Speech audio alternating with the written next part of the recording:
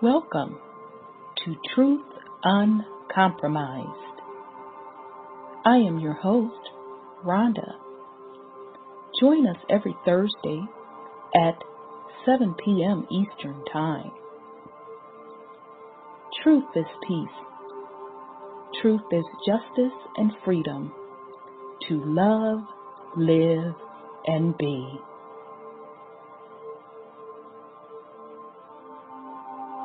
Music provided by sourcevibrations.com.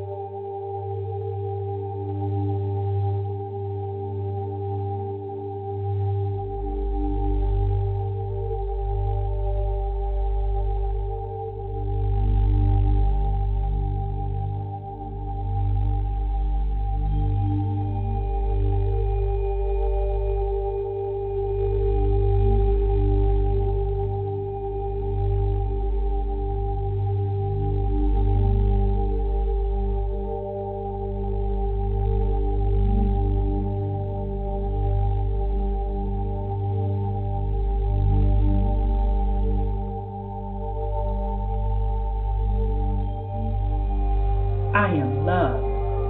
I am peace. I am free. I have abundance. I have everything within me. For I was, for I am, for I always be. We are love. We are peace. We are free. We have abundance. We have everything within us. For we are, for we will always be. For Mother Earth is love. For Mother Earth has peace. For Mother Earth is free. For Mother Earth has abundance. For Mother Earth has everything within her. For she was, for she is, for she will always be. And so it is spoken. So it has been written, and it is done.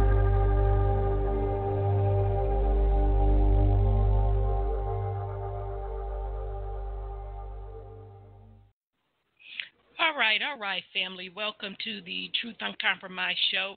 I am your host, Rhonda, and tonight is Thursday, June 7th. We have a great show planned for you tonight.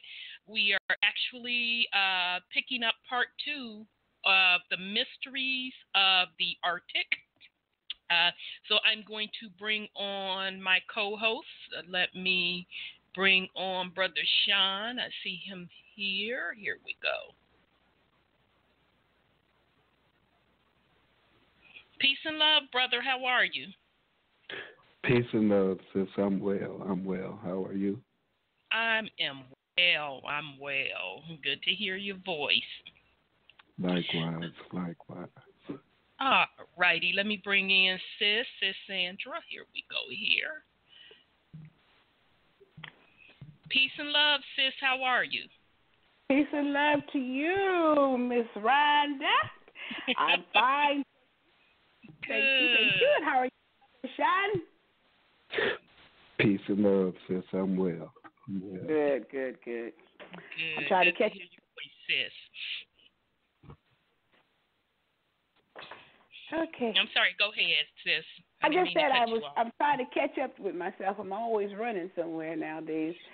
I know the feeling. Absolutely. And things are getting crazier and crazier.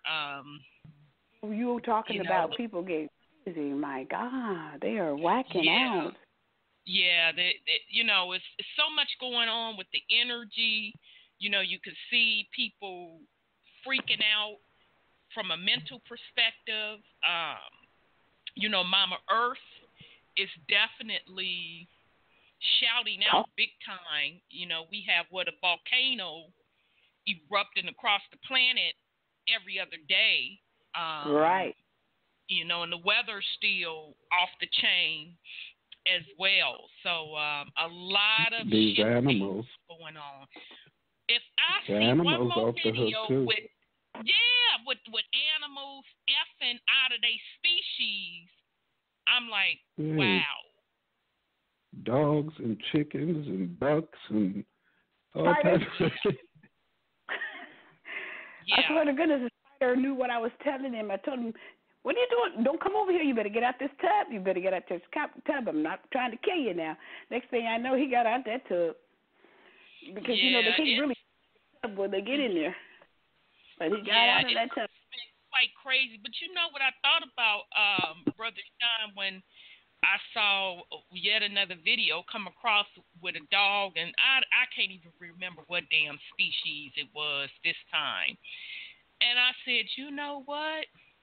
This kind of reminds me of the topic tying into the Arctic topic, and we kind of hinted at it last week about how when Antarctica was connected with Pangea, where all of the continents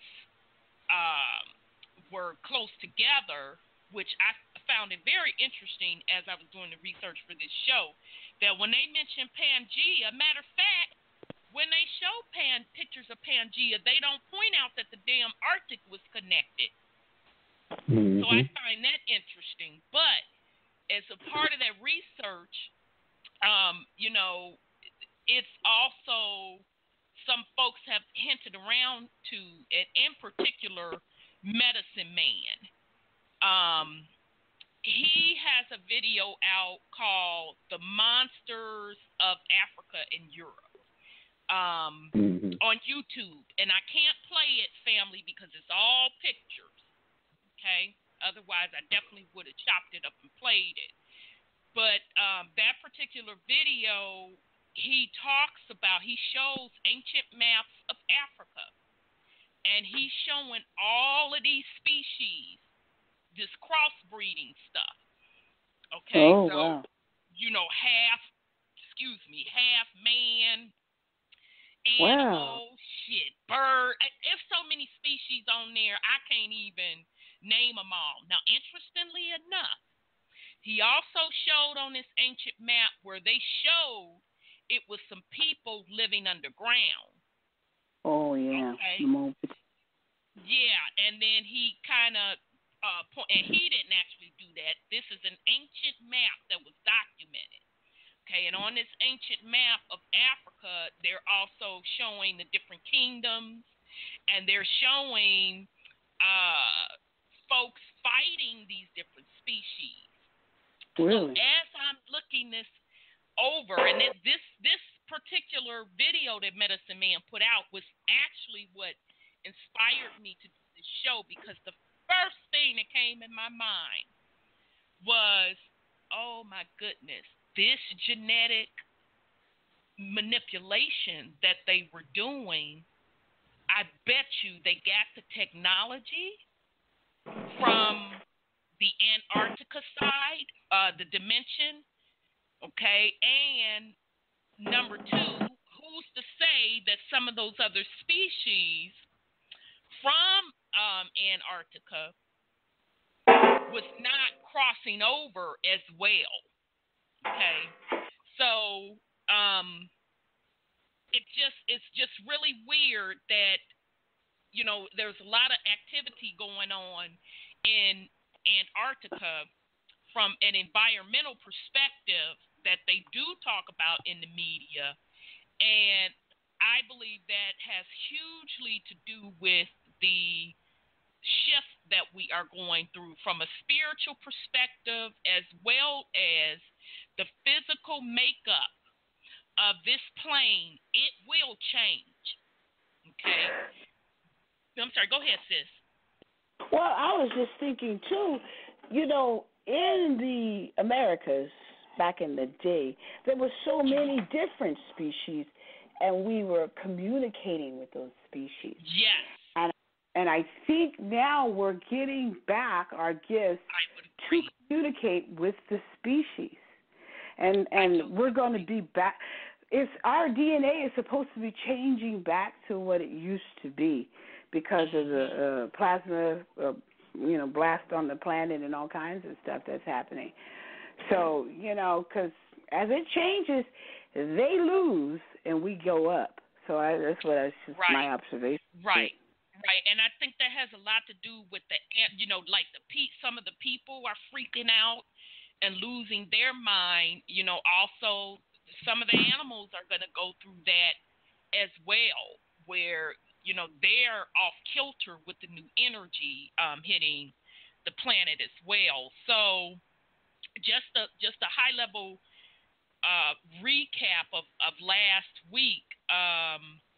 We talked about, for anybody who back in the day I didn't realize that Alaska is separate from Antarctica.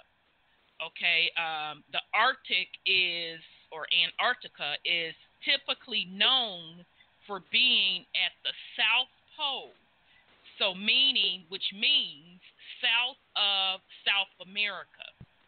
Okay, but many in the quote, if you want to call us conspiracy theory community, whatever the hell they want to label us, many say that Antarctica is actually an ice ring surrounding the entire planet. Okay, so instead of this one particular patch that's like south of South America, it's actually this gigantic wall. Yes, that surrounds the planet, okay, in a circle. And we, meaning what we know as the planet, totally sits in the middle of that, okay? Right.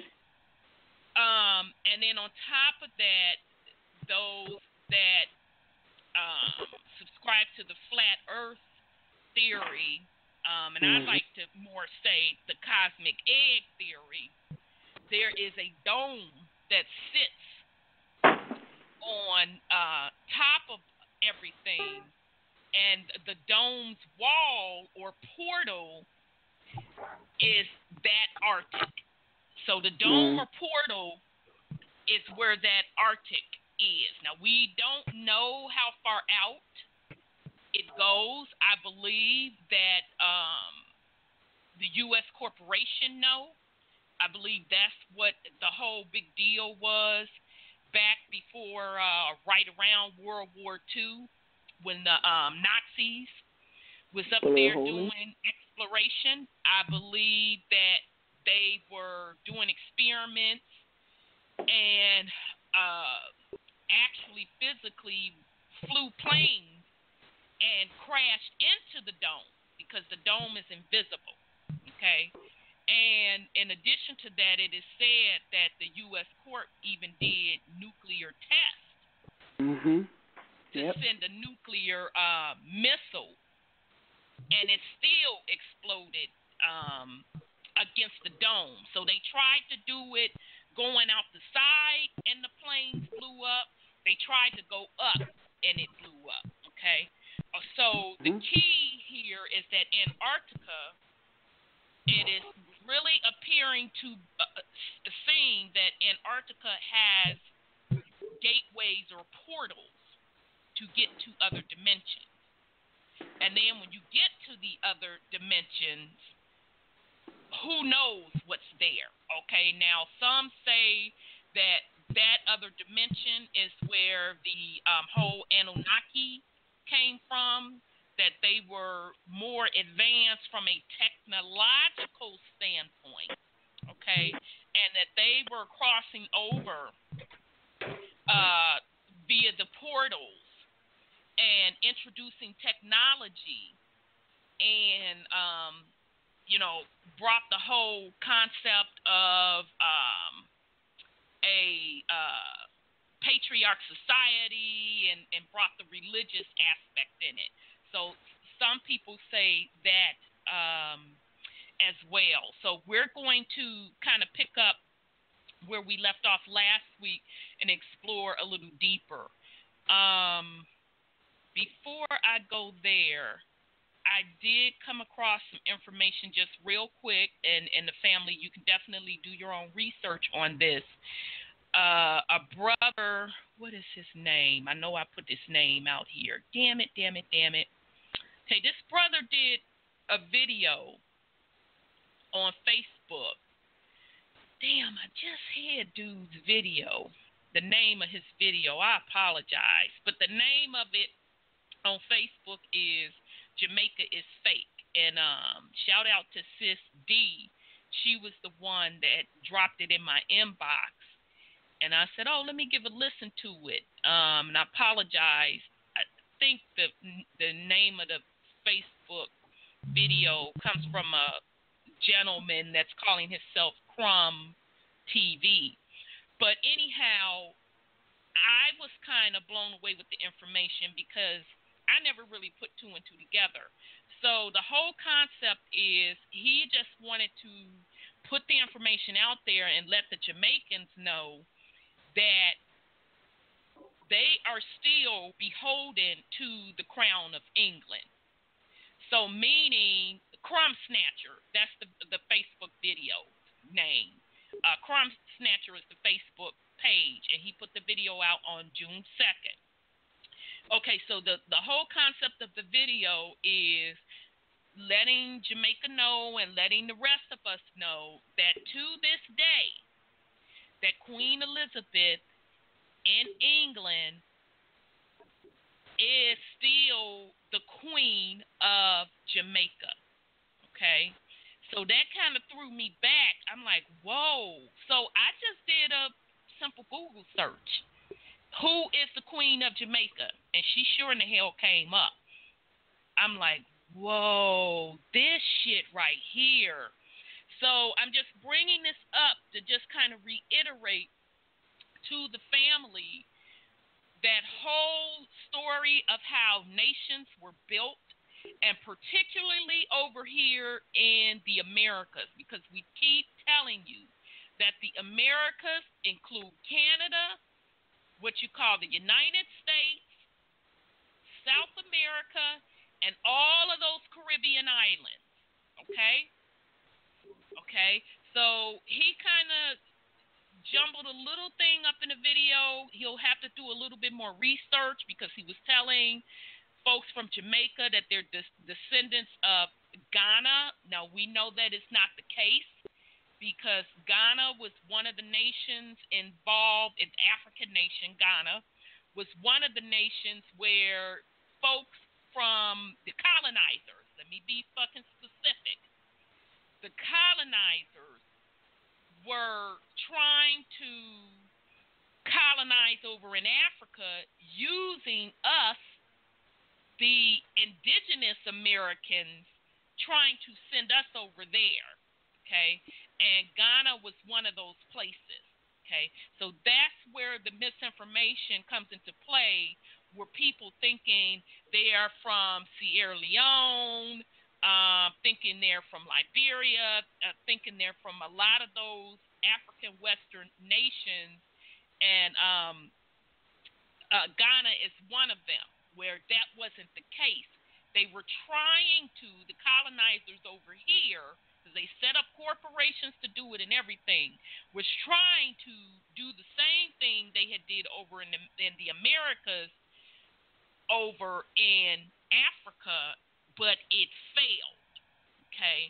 And it never really took off. So they couldn't really do that, but they used the narrative that the major slave trade took place from the West African coast to the Americas.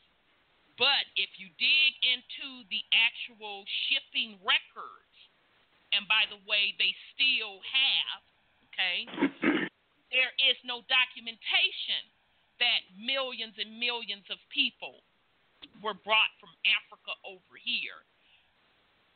Matter of fact, when you look at those ship manifests, what you see is a lot of transporting between the islands, so meaning between the Caribbean islands to the Americas. So meaning transporting folks from the Americas to Jamaica, from South America to different islands, or doing the opposite, transporting folks from Cuba to the East Coast of the United States. That we have records of, okay?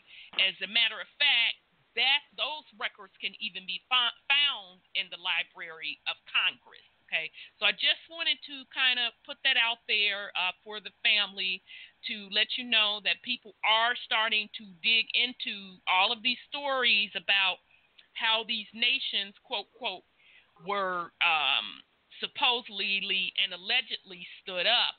And once you start peeling back the layers, you can see where the lies are. So I'll pause in case somebody want to put something on that. If not, we'll get right into it. Go ahead on, Brother Sean. I'm thinking that, considering at one point in time that our ancestors could walk from so-called South America to Antarctica before it was frozen. So it's actually a part of the Americas. Because it's still connected. There's just water there. Yes. Considering we've been cut off from that could possibly be the cutoff from our matriarchal society. That's an interesting point. That could be the source energy of this divine feminine energy that's coming here, because it's not from outer space, because there is no outer space. There is no out. Not up, it's out. See how they trick you with the words? Making you think outer space is up when it's out. But considering that after the fact, some say that Admiral Byrd never actually made it all the way there. They were just able to establish an outpost. That's what I think that they're doing now, just setting up outposts to have supply lines to go further and further, and not being able to access any dimensional portals. They can go on in the cold infinitely. And never find nothing. Yep. It's interesting that you say that, Brother Sean, because I promise you, when I sat down and started thinking about it, what came to mind was, well, if we were all connected, and by the way, Antarctica back in the day, now I'm talking about the part from the South America that connected back right up against South America. And you can go pull up pictures of it to get a visual. It was not frozen like Brother Sean said. So it had vegetation and all that, et cetera, et cetera. Now, the ancient map that I was talking about earlier that was on Medicine Man's video, I went and actually pulled it. And if you look at that ancient map, this will fuck me all the way up, y'all. Whoever drew this ancient map back in, I want to say it was 1500s. I could even be off with that. It could be even back further than that. They depicted where South America is and the Arctic. At this time, it has started to separate. Okay? But whoever drew this map showed different species in the water, and the species that he showed were like mermen. Okay, so half fish body, man torso and head, and he showed some of them swimming in the water, some of them jumping up, and he showed people in the boat that was in between South America and the Arctic, and one of them, the merman that was in the water, the person in the boat was talking to it. Okay, so that's what gave me the something hit in my spirit. Oh shit! It had to be going back and forth with these different species from this other dimension, and violations started to happen with natural law, and that portal was shut down. And it was frozen over to make it difficult to block off even more access.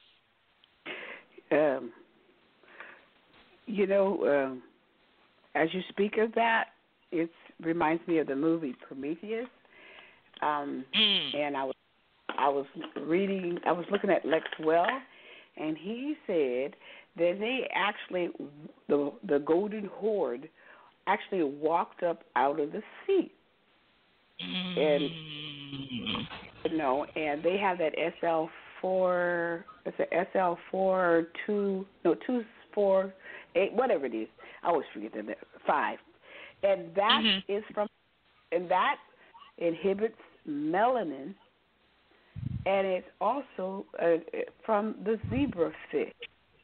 And if you remember the stories of the Bush's ancestry, they had the Merovingians where the king, a seaman creature, came out and mated with their ancestor. It came out. I'm sorry, sis. I didn't mean to cut you off. I'm good. I said they came out. So now, when you brought the little fish up into the situation, I guess I brought the fish up into it. But when you put something on it with the little fish, I'm finna take you back into Brother Wendell's stuff. Yeah, the cloning. Who the fuck is the depiction of a fish? Let's see, who was that? Who? Isn't Thought, but Thought. It's Thought. He's everybody. Right. Thought/Jesus. And once we pulled back those layers, we saw that whole mythology, if you want to say that the Anunnakis or the Mesopotamia predates thought in them, then it would make sense that particular species came over into the realm and influenced the realm, and some of our folk agreed with the fuckery, but it was breaking our natural law in this particular realm. Matter of fact, it probably broke the natural law across all dimensions. Okay? And then that's when the separation happened. Okay? And it was probably when Atlantis and all of that fell as well. And so basically, I believe that's when the portal was shut down and that ice wall occurred. Okay. Now, interestingly enough, I'm sorry, go ahead on, brother. Yes, you brought up Atlantis because during the time of Atlantis and Lemuria, there was no Antarctica. Okay, so that proves the point. Yeah, it couldn't have been. It couldn't have been. Absolutely. Absolutely. It could not have been. Absolutely. And also with that, I mean, Atlantis, that's when you had the water and the quote-unquote mer people. Also, you have to think back to the silicone trees. Yes. The fact that when they were gone and the giants that now look like mountains and things of the sort that have turned to silicone or whatever. Right. No, these fossilized giants, the ice wall. All that probably happened simultaneously. I would agree with you, Brother Sean. And it's interesting that you say that. I would agree. That's the Big Bang, when we went from silicon to carbon. Yes. Yes. Because the natural laws were broken. Mm-hmm. Totally agree. So that's what the fall was about. Okay? And then we just kept falling further and further down, because I think I shared it on the show when we were doing the series on our ancestors, that around the 1700s it was documented that a mini ice age occurred. And I don't know how the hell that popped across me to even read that. And I'm like, whoa, wait a minute. The 1700s? I think I read that article on the air. So what immediately popped in my mind, oh, shit. That was yet another reaction, Mama Earth crying out, because yet again, the people on the land, which meaning us in the Americas, was being stricken from the land. And when the Moors started coming over invading, because remember, they had already fucked up Europe, okay? Mm-hmm. They had already fucked up Europe. They had already fucked up part of Africa, because they were stripping the land, Mama Earth, of the natural resources. And once you start doing that, there is a reaction, not only from a physical perspective, but spiritually. And that's what, I don't know why those folks back then, and it could have been the same group of people who participated in the fuckery with the first fall, okay? But once you start stripping the land, then there is a spiritual component to that. And when our ancestors started getting invaded back in the 1600s, and they really started finishing up in the 1700s, once again, Mama Earth, the land, Mama Earth responded by throwing out a mini ice age. Okay? So that was the final fall for us as the indigenous people. Okay? Because paradise, the closest you are to that Arctic, to those portals, the more of that energy gets pumped out. Okay? The high vibrational energy, let me be specific, gets pumped out. Okay? But when the land kept getting messed with, and not only that, some of our own indigenous folks started cutting deals to agree with the stripping of the land and started hunting the animals for this concept of money.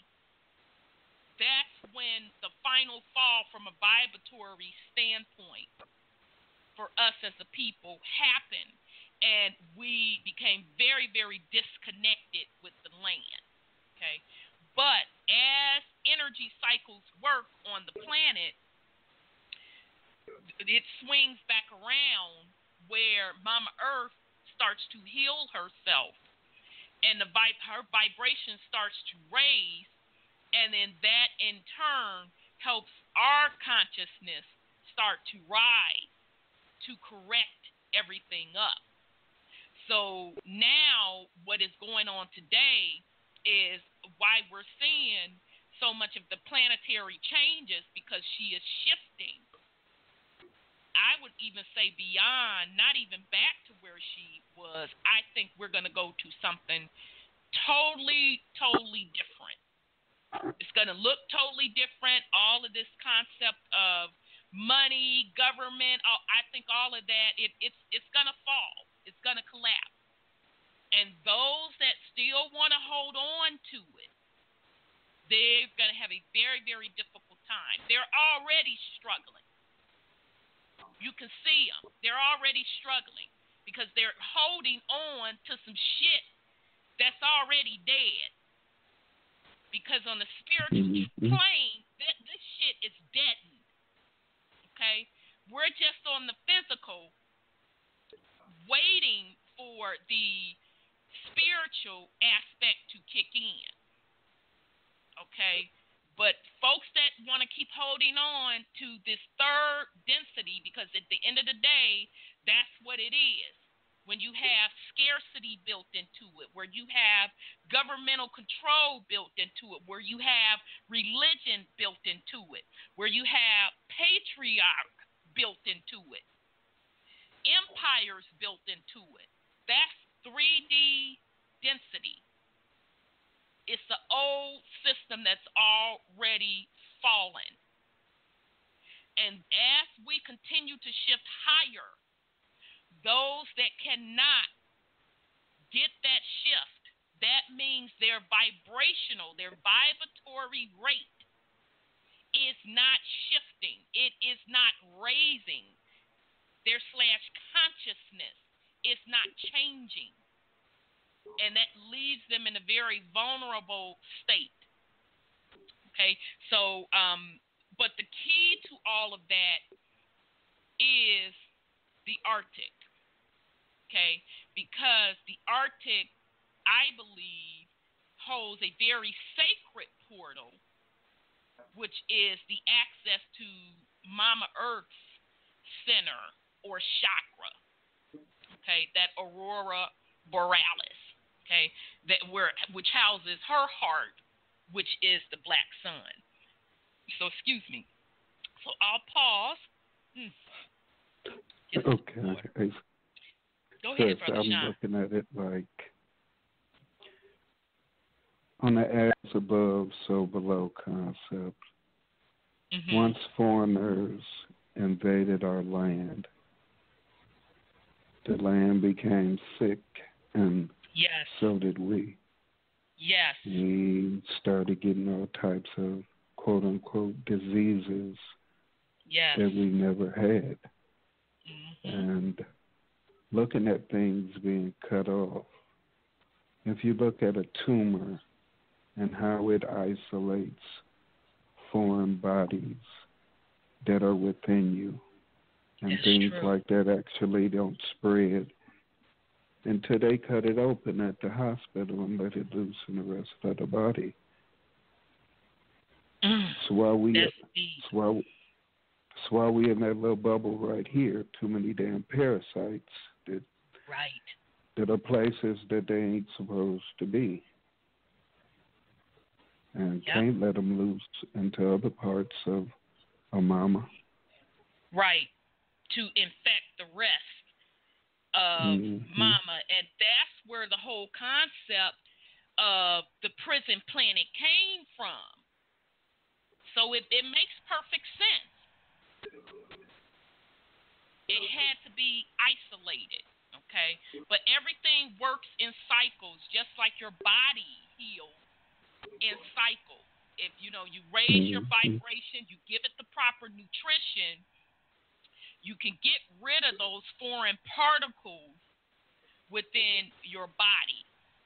Some say if you alkaline your body to a certain level, then no dis-ease can form. Okay? So same concept with Mama Earth. She's at the point now where she's alkalining.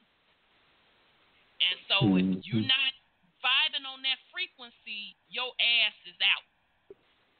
So as far as this Artic, the corporations, and not just the U.S. Corp, all of them across our realm, they know exactly what the fuck is going on. That's why they don't take their ragla ass up to that Arctic or down to the Arctic, however you want to view it, because some say everything is really flipped on the map. That's why they don't fool around in that Arctic with no warring and all of that. They know that shit is turning back. They already know. They know that it's going to reveal. That's why they slowly releasing to the public about them icebergs, quote, quote, melting and about global warming. Because they know it's all going to change back. Okay, but now, of course, they're not telling everyone the pure truth to get their consciousness raised, because they can't raise their shit. Okay, and misery loves company. So I know I talked about this before, but if you get the opportunity, I encourage the family, it's on Netflix, to watch Lost in Space. They remade it. Okay, they remade it into a little series. And out of that first episode, you're going to go, oh, hell no. Because they start out by needing to evacuate the realm, or evacuate Earth, quote, quote, because it had become unstable. So they set up a team to go out of space, and the name of the team was Colonized something or the other, okay? So they were going to other planets to see where could they colonize. Now, here's the thing. When you watch that first episode, when they supposedly and allegedly land on this other planet, the planet is all ice. And I said to myself, they putting this motherfucking shit right in our face. Where they landed looked exactly like Antarctica, okay? It literally looked like the other side of, like, you can look across and see Alaska, see the mountains, and then on the other side, they were like pure ice, okay? So the little boy, Will, he went, him and his dad had went to do something, this, that, and the third, and he found a portal, okay? And in the portal, he slid down through the ice. Once he came out on the other side, it was no longer cold, okay? So I'm going to stop there. You can watch the rest of the series, and you're going to see that they, from that point on, they were in a tropical environment, okay? But in the series, they're making it seem like they went out of space. But now think about it. If you're out of space, why the fuck would you have to slide down, land in the ice, then slide down some ice tunnel to come out on the other side of the tropics? Okay, so peep game, because that whole entire series, and they're gonna do a part 2. I don't know when the next little season is kicking off. It'll start to make sense what we're explaining about the Arctic. Okay, so I believe what they have been trying to do, those that cannot handle the higher vibration frequencies that are are currently occurring with Mama Earth, they're trying to find access to another realm where they can tolerate or, stay, quote, quote, alive with their current vibratory state. Now, some say that's what they mean by this whole Mars concept, going, quote, quote, to Mars. I don't know. So that's just my take on that. But either way, that Arctic is definitely the gateway. Okay, and I think it's not just the South America gateway. The South America, they keep focusing on that because that's where the high energy burst. When I say South America, I mean the South Pole, the Arctic, Antarctica there by the South Pole. That's where that high vibrational energy is bursting open. But I believe there are portals around Antarctica that, depending on your vibratorial rate, that you can go in and out to go to different realms. Okay. Alrighty. So last week we talked about how Antarctica back in the day used to be vegetation. It was habitable. We also started off playing the video about the mysterious Antarctica, the world's best kept secret. We played part 1. And in that video, they kind of started out talking about that secret meeting. I know y'all know what I'm talking about. When Pres O was up in office, it was a bunch of rumors that he ran up to the Arctic. Kerry ran up to the Arctic. Now, the one that was publicized was the Russian high priest. You could think of him like the Russian Pope. Okay? That was publicized where he went to Antarctica and supposedly and allegedly blessed. I'm using blessed in quotations. You can't, because I don't even like to use that word. But for they motherfucking case, yeah, blessed the Arctic. Okay, and so the thing that everybody had the side eye on was like, well, why are you going to Antarctica? Number 1, number 2. Before he took his tail up there, him and the Vatican Pope had a little meet. So don't nobody know what they met about. Supposedly and allegedly they met about blessing the entire planet and ending poverty, woo this, that, ABC 1, 2, 3. Okay? They could have been done that shit, and why do you feel you need to go to Antarctica to do all of that? Okay? So everybody was looking at that meeting kind of side-eye. I believe they went there to call themselves performing some type of ritual because they know what's shaking down. Okay? Now, some say that,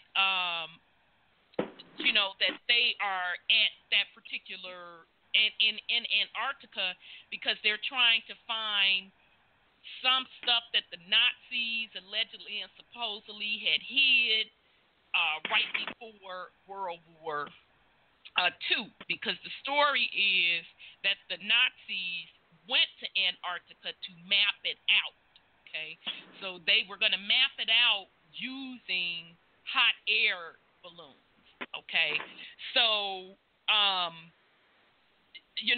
some say that instead they ran up on the portal and got some technology, this, that, and the third.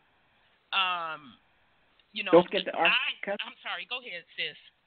I said, don't forget the Ark of the Covenant they took up there from Saudi.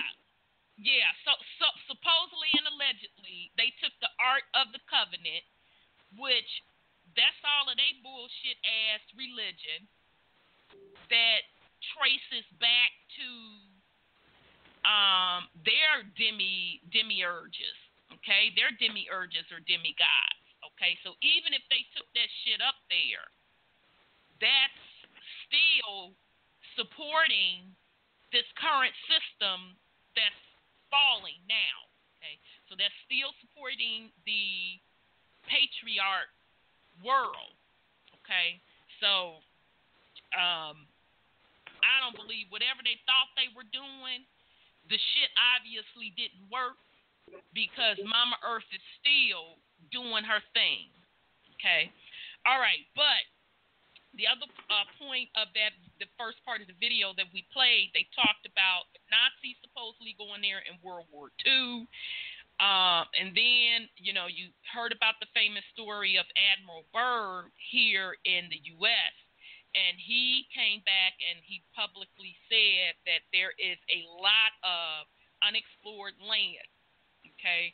And he also verified that the Nazis did have a secret base in the Arctic, okay? So publicly, Admiral Byrd said there is a lot of unexplored land beyond what he said publicly. He also publicly said that the Nazis had a base. Now, supposedly and allegedly off the record, and there is an autobiography that he supposedly authorized, but it wasn't released to the 1990s, and he had long since transitioned or passed away, that some are saying that a bird did find the gateway or the portal, okay, and that's where the whole concept of was being brought forth again about Hollow Earth, okay. So that's where we left off in this particular video. I did want to pick back up on the video where I'm saying it. Let me try to find it. But before I do that, did anybody have anything to put on it? And if the family has anything to put on it or anything they want to add or any questions, press *1 to get in the queue. So I'm going to try to look for this video. Go ahead on, Brother Sean. Considering everybody is saying that love is the key, earth, heart, blocking of the heart chakra.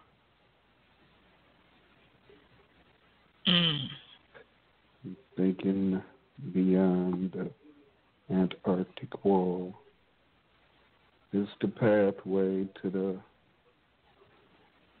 throat and crown chakra.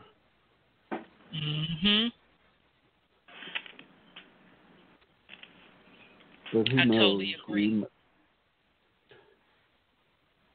If it's love and the heart chakra, the heart being the brain also, everything being brains, not just organs, right, because they perform specific functions and tasks that goes beyond what a quote-unquote organ would be capable of.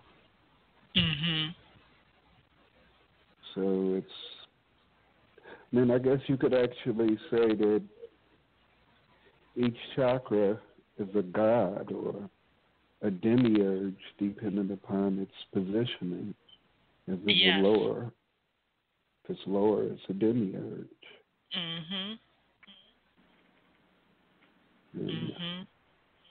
The higher up, then it's all interesting. Yeah, because if you think about it, Brother Sean, and we did a couple of shows where we talked about the chakras. We talked about energy and how each one of those chakras emit a frequency, right? We talked about that. Okay, we also talked about that your chakras in your physical body are associated with the solar system, right? So meaning your chakras are connected to planets, okay? So now let's think about this. The shit makes sense. It's right in front of our face. So if we hold within our body a chakra energy system that are connected with the planets, why would those planets not be Mama Earth's chakra system? Because we are the all, and the all is us. So it would make absolutely perfect sense. Okay? Now, another thing that folks are starting to notice, and I know I personally have experienced this a couple of times, where you are starting to see these different planets, okay, from these quote different dimensions. You're starting to see the different suns from these different dimensions, because those are those portals. That's opening up. And I believe that that's what the chemtrails are all about.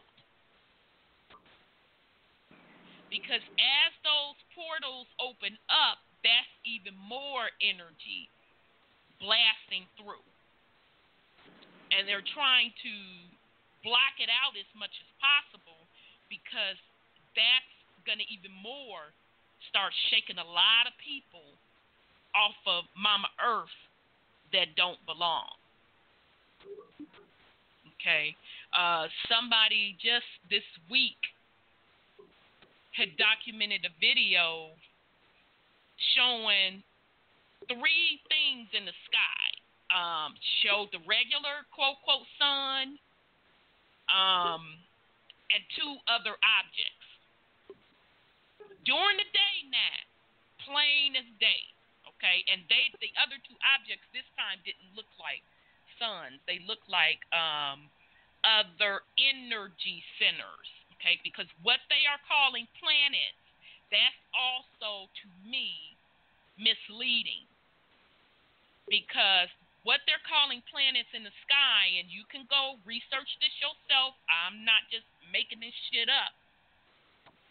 Research that planets are not real. Where people just simply took their little equipment and zoomed in what they're calling Venus, zoomed in close,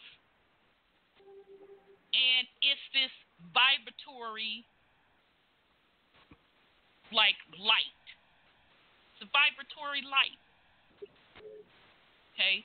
So even the concept of a round ball / solid planet, they're not even telling the truth on that. It appears to be, if you zoom in on these different things, that they're just vibrating. Okay? And some think that they're vibrating in like water. Okay, so that's just something else for us to consider as well. Okay, so I said I was going to look for the video. I think I found it, y'all. Okay, so this particular video that I want to pick up again, I kind of gave you the recap of where we left off in part 1. This is called Mysterious Antarctica, the World's Best Kept Secret. And this is off the YouTube channel Cosmic Continuum. So this one is kind of long. I'll start playing it, and then if I feel we need to stop it and get back into some more of the meat, I'll certainly do so. So here we go.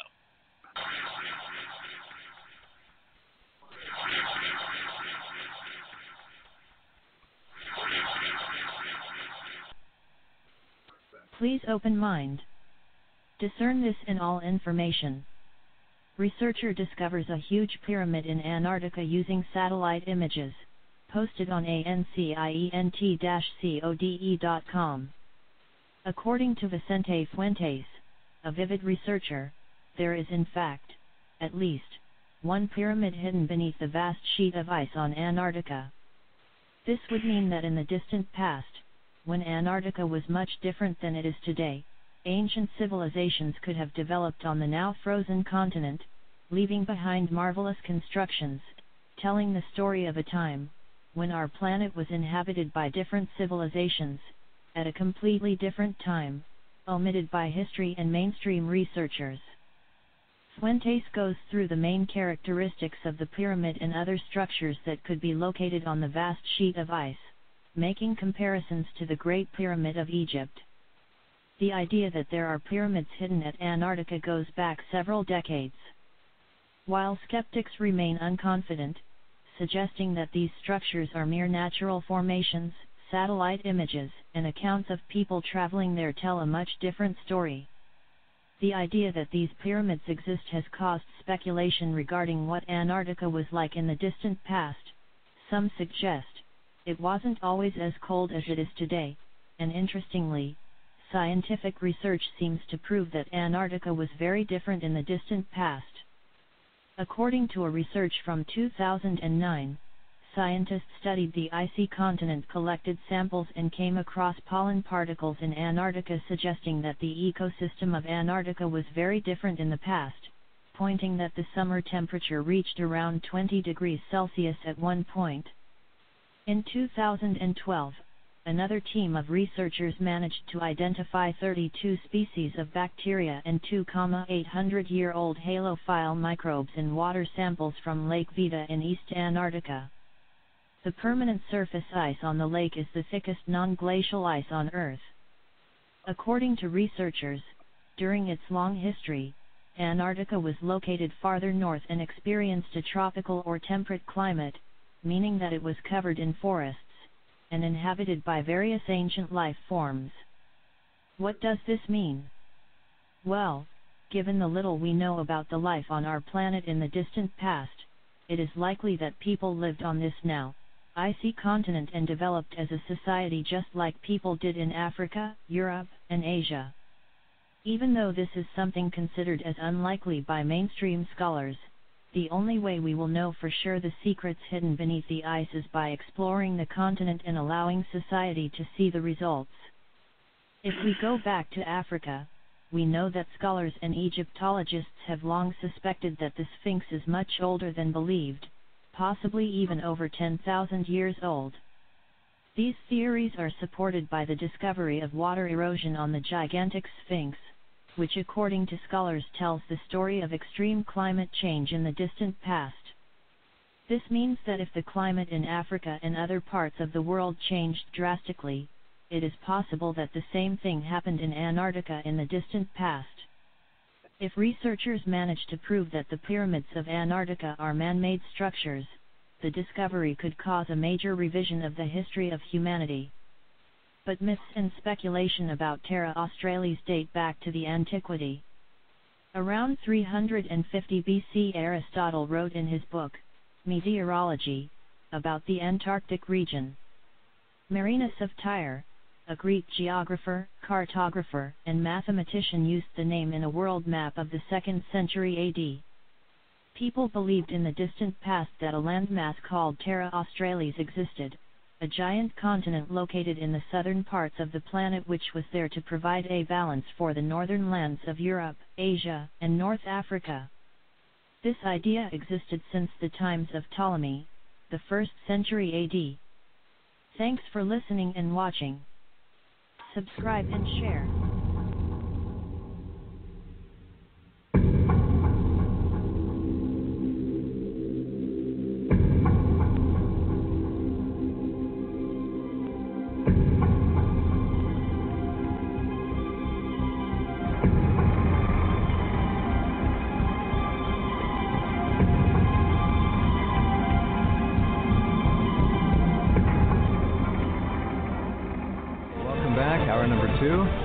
Historic radio program for you tonight with Jim Mars, Harry Cooper, and remote viewer Dick Allgaier. Well, this remote viewing session really underscores the truth of your book, the reality of the story that Don Angel reported to you. He didn't want to take that with him, obviously, and giving it to you was just an extraordinary event. Jim, anything to pop in here?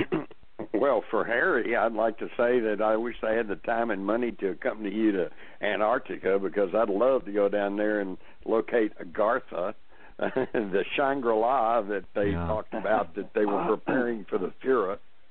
We are able, I think we are able to put this together extremely well. There's things I can't divulge right now. I'm going over to Europe again to next about 3-4 weeks from now. But in addition, one of our members is a wonderful, wonderful guy, retired Captain U.S. Navy. He was the executive officer on the submarine that was down there. And I just got an email from him about an hour before airtime. Talks about a warm water lake that they went into with the Senate, etc. So I have to go through it further. But, it's just not all Harry Cooper doing this. Harry Cooper is merely the glue that holds all these people together, and they all have a piece of the puzzle And it's just incredible when you start opening all the doors. This is nothing new. This goes back to 1938 when there was a huge German expedition that went down to Antarctica. I sent you that video, didn't I, Jim? You got it, didn't you? I think so. Yeah, you got to look at that. Where they planted all the flags. Yeah, but they show still pictures of some of these, and I mean gigantic caverns underground. They're just huge. Well, bear in mind, I went to that island off of Rio, about 1,000 clicks out in the Atlantic, South Atlantic there, the island Trinidad, not to be confused with Trinidad. And this is where that expedition laid over for a while. That island is owned by Brazil, and they've had a naval contingent there forever. And their whole job is to raise the flag in the morning and say we own 200 miles of fishing around here and retire the colors at night. It's not a military garrison like you would imagine, guns and stuff. No, it's just people there and doing some experiments. So 1938, the Brazil Navy pulled all their people off the island, and 1 week later, the expedition under the flagship Schwabenland arrived. They built. Look at the website sharkhunters.com and go to previous tours, and then click Brazil. They built 2 80-meter tall radio towers. I was in the remains of one of the radio shacks, and then in 1941, the Germans pulled their people off. The Brazil Navy put their people back on. There's a little memorial. There's a picture of that little memorial. It's a handmade memorial, a painted rock with other painted rocks that spell out 1941. Then in 1945, July, the Brazil Navy pulled their people off the island again, and a German contingent came down. This is 3 months after the war ended. One of the German sailors was killed in an accident, and we found this giant rock that had 717 painted on it, weathered all to heck, and we assumed that meant he was killed on the 17th of July. This island was instrumental because it just loaded with freshwater streams and creeks, and it had large herds of pigs and goats and wild turtles. So when a ship would come by on its way to Argentina, they could pull in there, refill their fresh water, and I almost used the word I used back in the mafia days. They would clip a bunch of pigs and butcher them. I'm sorry, that's the word. And then continue. And the Germans were there at least 2 years after the war ended. We know for sure. Well, hey, Harry, with that installation, wouldn't that have been a perfect retransmission station to transmit messages from Europe through there on into Antarctica? I can't imagine any other reason for them 80-meter tall radio towers. There's pictures of them on my website too. Yeah, we've seen when we've been on tour with Harry in the past on these expeditions, we've seen so many photographs, and they're all in the archives. You can find them all at sharkhunters.com too. Okay, let's jump over to Dick now and tell us what we're going to see on this really remarkable documentary production that I was very honored to be able to participate in. Well, we see me describing the death in the bunker, someone actually getting shot. But if you want to see what goes through a remote viewer's mind, you can watch that clip, and something is not right about it. I keep saying that it's an act. It's a drama. I got the sense that someone was really killed, but someone wasn't right about it. It was play acting. It was a real death, but it was there as a staged thing, which makes sense. I also perceived that there was a delegation came, there was some meeting, people met, some agreement was made, and a leader was told, the guy in charge was told, well, you're going to do this, and he wasn't happy about it. So here's my question for Harry Cooper and for Jim Marrs. If we believe that Hitler was allowed to escape, was he allowed or was he given safe passage? Was technology transferred? Was there a formal agreement? How did this happen? Did he just scoot away without the Allies knowing it? and then they just agreed to not chase him? Or did a delegation go and they made a formal face-to-face agreement in the middle of the war? A trade for technology. Trade for technology. How did it work? Yeah. Yeah, how did they meet face-to-face? A TV journalist, because you asked about 43 questions there in one question. According to Don Angel, Hitler and Eva Braun were forcibly drugged because Bormann wanted to keep the Reich alive, which he did. But he needed a figurehead. But once they got down to Argentina, he found he didn't need Hitler, so Hitler was just allowed to live out his life quietly in Bariloche, which incidentally has been visited by 4 different presidents, American presidents, during their presidency that we know of for sure: Eisenhower, Carter, Clinton, and just recently Mr. Potato. They might as well have gone to Antarctica. I mean, that's just out of the way. What's the reason that Eisenhower would have gone to Bariloche in 54 or 60, whenever he went? 1960. 60. Yeah. So, according to Don Angel, this is what happened. Now, we know that the only operating Ju-390, the big 6-engine, the one they called the truck, we know it was at the air base of Schweidnitz, which I think was on the border of Romania. It flew out, and it went to Norway, which was the only part of the German forces that had not been conquered, and they were just, the war was over, so they were just waiting for the Brits or the Americans or somebody to come and scoop them up, which took 3 months. And so the plane landed there. It was painted in Swedish Air Force colors, light blue, and it flew down nonstop. This thing had an incredible range. Flew down nonstop and landed on a road or on an estancia, a ranch in Uruguay, and was immediately disassembled and the parts all thrown away. When I was there just this past February, we were interviewing a lot of old people that lived there, Germans. I don't speak Spanish, but I get along fine with my German down there. And this lady was sitting there, older lady. She doesn't know anything. She heard about it. She doesn't know nothing. But no, there was no Nazis down here. And the lady had 3 swastikas tattooed on her forearm. So that's how he got down there. And then he went to live in Bariloche, which is a beautiful place. But we can go, we can use up another 2 whole hours on that. Yeah, on the cover of Harry's book is a color photograph of the beautiful home, Bavarian style, built by the Mercedes family in Bariloche that Hitler apparently lived in. And, yeah, we got to thank Jeff for helping design that cover.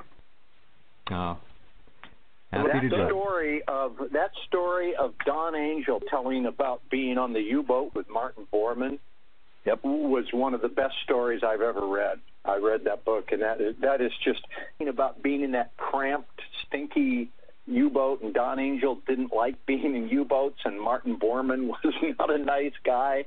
There are just touches in there that you can just tell it. He's telling that it's a real story. There's so much detail. It's a great story. Yeah, he got along with Bormann as much as he had to, but like you say, Bormann was hard to get along with, and that one exchange where the captain of the U-boat got angry with Don Angel and gave him an ass chewing, and then Bormann stood him up and reminded him that if he insulted Don Angel again, it would be the same as insulting the leader of the Third Reich, which was Bormann at that time, and he said, "Do I need to remind you of the consequences of insulting the Fuhrer?" Wow. Which I think meant Schutzki. Mm-hmm.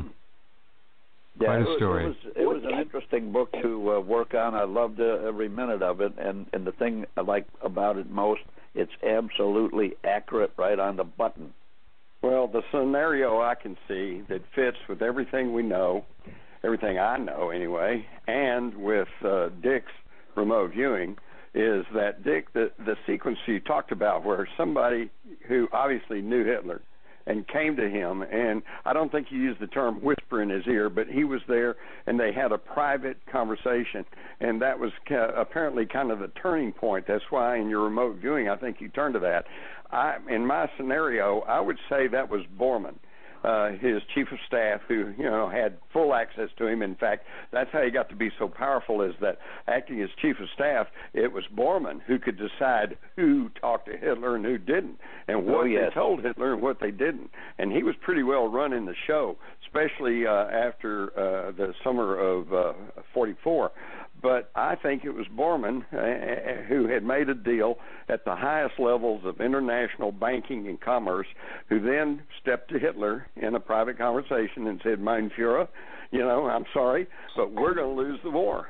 And I think you need to start making preparations to leave. And Hitler probably said, no, I'm not going to do that. I'm going to go down with the ship. And that's probably when Morton Borman decided, well, we'll just whisk him out of here, drug him, and take him anyway. And I think the deal was cut at that level between the possibly through Allen Dulles, possibly through John J. McCloy, who was CEO of National City Bank in the 30s, and they were the largest lenders of money to the Nazi government. And good friends with the head of ABS, head of the German Central Bank, and I think that at that level they said, okay, look, the war's going to be gone. Let's carve up Germany. We'll all get our fingers in the pie, and America needs we need the nuclear technology so we can end the war with Japan. And I think that's where the deal was cut. And they would tell Hitler, look, if you don't do this, all of Germany is going to be a wasteland, and you have to do it, mein Führer. And I think that's what turned him. He felt betrayed. He felt bitter. And the thing that stuck with me, Dick, is when you said he knew he had to do this. He didn't want to do it, but he had to do it. Okay? So obviously there was extreme leverage on him. And I think that was it. It was either you go along with this or your beloved Germany will be totally destroyed. It damn near was, but yeah. Very interesting. Devastated, but it sure sprang back well. Yeah, well, you said something. Harry Cooper said something. He said, here's this man, make Germany great again. Sounds like a familiar political statement, doesn't it? It does, yeah. What goes around comes around. When we look at the Byrd expedition known as Operation High Jump, and then we look at that film I finally found and got to you, and I also sent it to Jim, the 1938-39 German expedition to Antarctica, and you look at some of the still pictures in there of these gigantic underground, not under the snow and ice, underground caverns. I mean, these things are huge. And you think about that, and you know what thought came to me, Harry? What's that? The thought was, wow, and then what didn't they show us that they found down there? Yeah. And we have, we've been told that it's very difficult to get, get to places we need down there. But as you know, in my understanding of the German language, Eingang verboten means Harry's welcome here. That's right. But we have already gotten the green light from several of the governing agencies down there. So we're not going to have any problem with the authorities. We're not going to have to outrun the police. We've been promised cooperation from several of these entities, and we've got stuff that I can't even mention just yet. Right. If anybody out there is listening who knows anyone who was involved with Operation High Jump, and there's some of those men are still alive. There were about 5,000 plus of them in Admiral Byrd's transports and his aircraft carrier and all that. They went down there and they met a very unpleasant welcome. And Operation High Jump, look it up, do your research, folks. It's Admiral Byrd got his tail kicked and he left. Something's down there, and I'm not sure that Harry Cooper will be able to find that, but he's going looking, and it may be time that be investigated fully. When you look at that film, I should post it again, and look at the caverns there that are completely weather resistant. There are no icebergs inside these caverns, no frozen. They're habitable.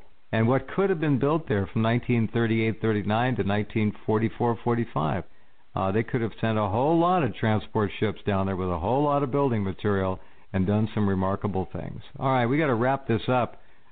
Dick, what do you want to add here as a final word or two? If I can point you again to the top of Rense.com, we're talking about the poster of the documentary. You see right there what happened, what really happened to Adolf Hitler, remote viewing the death of the Fuhrer. Yeah, I think it's one of the best remote viewing documentaries that honestly shows real remote viewing. It's Jeff Rentz helped write it and produce it. He's the narrator, and anything is good with Jim Mars in it. Jim Mars providing commentary. The link is there, and I think it's worth watching. And it's just been so interesting to get feedback. As a remote viewer, you often crave feedback because you stand there and you don't know. I don't know why I wrote nuclear stuff. I don't know why I drew a guy anonymously buried in a, and it's interesting for me to hear it from the guy who knows, and that's Harry Cooper. So it's been an interesting show. Thank you so much, guys, for helping out. You got it. Harry, anything you want to add here? This is really an extraordinary subject. I think we are now getting further confirmation of your long and dedicated work to bring historical truth to all of us. It's been an interesting evening for me. I learned a lot, and I think shows like this, where you have several people like Dick and Jim and myself, to get counterpoint, and to embellish and to reinforce what each person has learned. I think this is one of your better shows. Well, it's great because of you folks. And James, you've been watching this story, as it were, for a lot of years. This all, like the JFK with the reverse speech, it all kind of gels. It all flows together. And it substantiates my little motto, okay, which is basically none of us are as smart.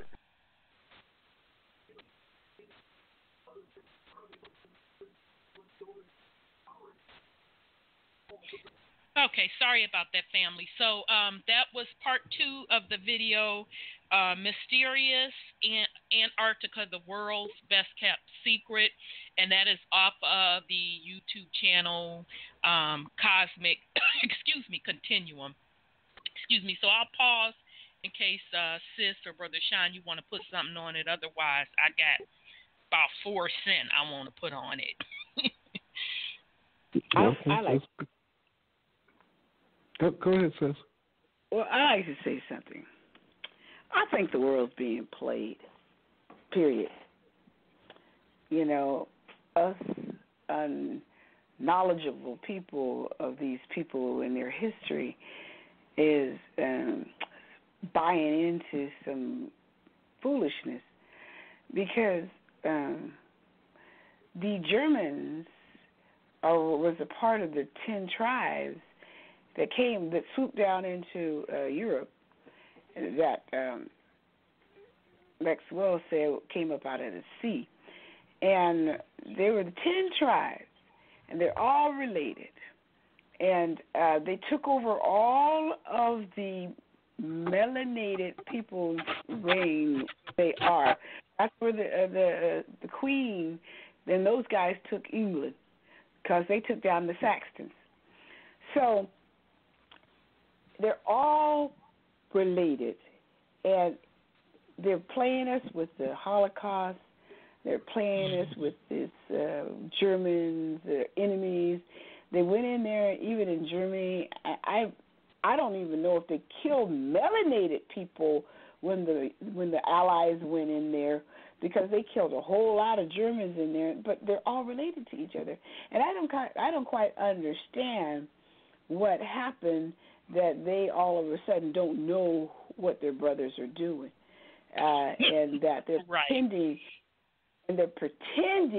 that Hitler didn't survive when they know he did. I saw a documentary on him. I saw him with a melanated female. I saw the SSIs. Most of them, they were sitting around chilling with a melanated person. And I also understand that the people that they really killed was us, and not the pale-faced folks. And then they took over Germany. So, because there was a lot of black Germans, there was black Italians, there were black Irish, melanated. Right. But now they're all white. You see, so who did they really kill to take over all these places?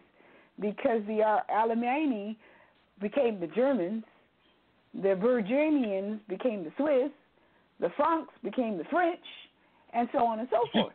So these people were using these wars as a way to go in there and kill off these melanated people that was ruling in there up until the 1820s. So, the last coin of one of the ruling Edomites or melanated people was in 1820. So this is a big front. It's a big lie. They're saying, the Germans killed the Jews. No. The Jews killed the Germans. And I found that in one of Rentz's documentations about the war. So I think we're just all being played with. And the Queen, look at her. She's German. All of these people are the part of the Golden Horde that came down and swooped in to Europe and to the Americas and colonized us, because I'm hearing you talking about the colonization stuff.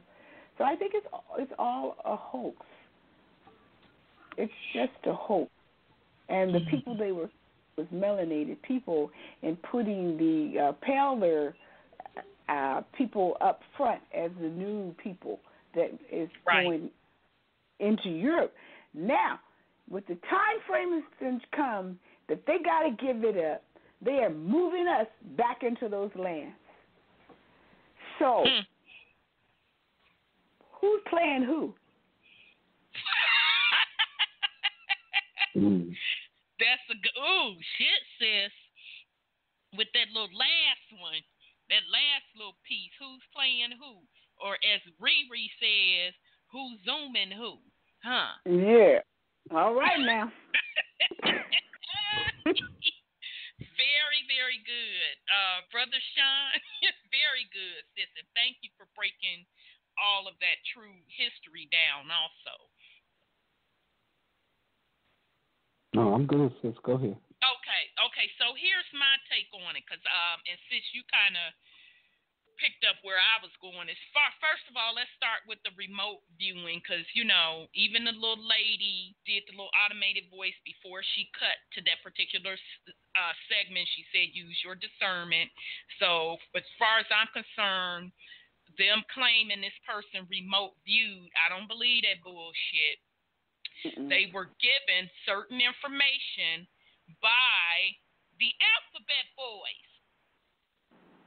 They were given certain information to release by the alphabet boys, because their description of remote viewing ain't motherfucking remote viewing, okay? So let's start with that.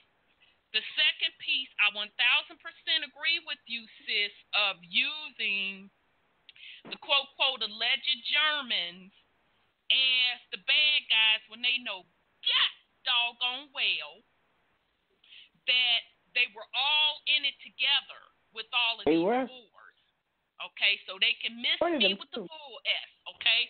Now, I'm not saying that the Nazis did not find technology and all of that, but believe you me, it's all one in the same entity. Okay, and they know that Hitler and his crew survived because they were chilling in Argentina. So whatever Hitler and them found in Antarctica, they shared it with the rest of their cronies, which is all across those quote government agencies. Okay, so they can miss me with all of that. That's no conspiracy. They were all sharing that particular information. Okay, so that's just my discernment with that whole remote motherfucking viewing, because that's not remote viewing where you get an idea and write it down. Remote viewing, and it's actually my sister and I just talked about this shit earlier this week. Remote viewing is you are actually in your physical location, but you can view into another place, okay? So you can see exactly what's going on. You can feel it. You can smell it. Okay, that's remote viewing. So they ain't even motherfucking describe it properly. Okay, so that's the end of that part. Now let's get to the caves and the pyramids. All right. So we talked about the caves before I played this clip when I was sharing with you that Lost in Space and how the little boy walked in a cave. Okay. They made me remember. He literally walked in the cave, and part of the cave was not ice. And then he got to a little part, and it was like a sliding board of ice where he slid into another dimension. So according to these gentlemen, they were saying that it was pictures that came up out of the Arctic that showed these huge caves. Okay, where you can live in, okay? And that's not far-fetched because you can see that in Alaska. That's not far-fetched because you can see that all across this country, or not country, I don't like to use country, across the Americas, okay? We talked about that specifically in St. Louis, where there is a cave, underground cave, where there's Olmec heads, and they have built civilizations. Okay, so here's the thing. As I was doing research for this show, no, I think it was before I decided to do the show, I ran across a YouTube video, and I can't find a damn video no more because I would have given you the source. If I find it, I'll turn around and give you the source. But what folks are doing, they're using their own technology, which, you know, they call themselves lying to us through their teeth on a regular MF basis. Folks are turning around and using their own technology against them. So this particular gentleman, he uses Google Maps and put in the longitude and latitude of Antarctica. And he has been, because if you put it in, you're going to see that patch of ice, okay? So this gentleman, he said about over a year, he started zooming in on each little area of that patch of ice. So guess what, bruh found an area, okay? Number one, he showed in this video where you could see where Google Earth is putting them damn patches on this ice. So, in other words, they're not even really ice. They're just doing some CGI shit to cover up parts of the Arctic, okay? You know, just like they do in the Hollywood sky. at its finest. Mm-hmm. Just like they show on a regular basis, Mama Earth, this blue ball, and the shit don't look the same at all. They just throw up a sloppy, and in most cases, a sloppy-ass CGI. So this particular dude, over a year's period of time, he kept looking at Google Earth on this Arctic. So he found an area, y'all, where he was able, and that really took some dedication for dude to do this. He found an area where he was able to zoom in, y'all, where they didn't cover the shit all the way. And he saw where it was not covered with ice, and there were pyramid structures there, but the pyramid structures are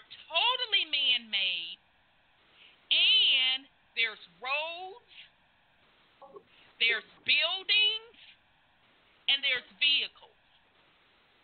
Now, here's the thing that tripped me out and now dude is literally showing you this as he's zooming in. Now, what struck me is that area that he was able to zoom in on, the land is barren. So meaning it looks like a desert land. Okay?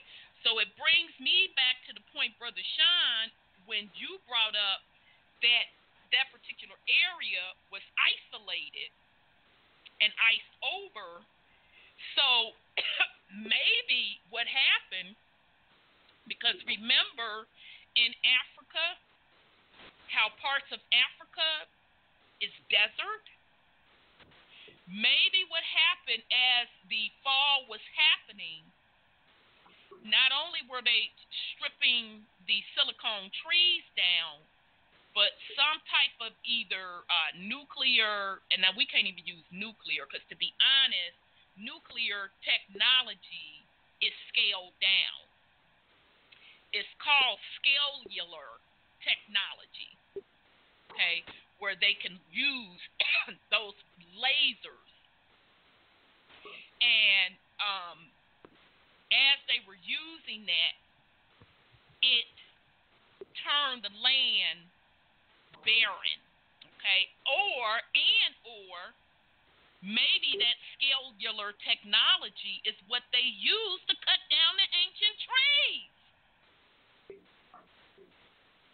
Okay? But nonetheless, it turned, whatever event happened, turned those patches of land in Africa barren, okay? The pictures that the dude showed, excuse me, on this YouTube video of Antarctica, it's really barren, family. I didn't see any greenery, and matter of fact, it wasn't even any sand. So it looks like something had happened there as well, where you don't see the greenery and vegetation. So what I think is Antarctica has started to thaw way rapidly than what they are telling us, okay? And parts of it, they went over there and start setting up these civilizations, and well, not even civilizations, set up their secret bases. And they're right there at the border of the wall or the dome, okay, trying to figure out how to get beyond it, okay? But for whatever reason, they are patching up this particular area of the Arctic, not showing that it's covered in ice.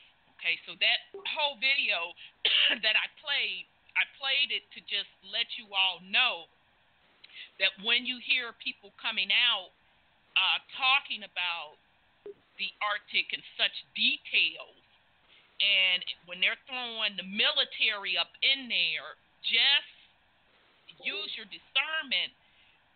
They're mixing lies with truth, but the part that's truth, they're doing soft disclosure as well.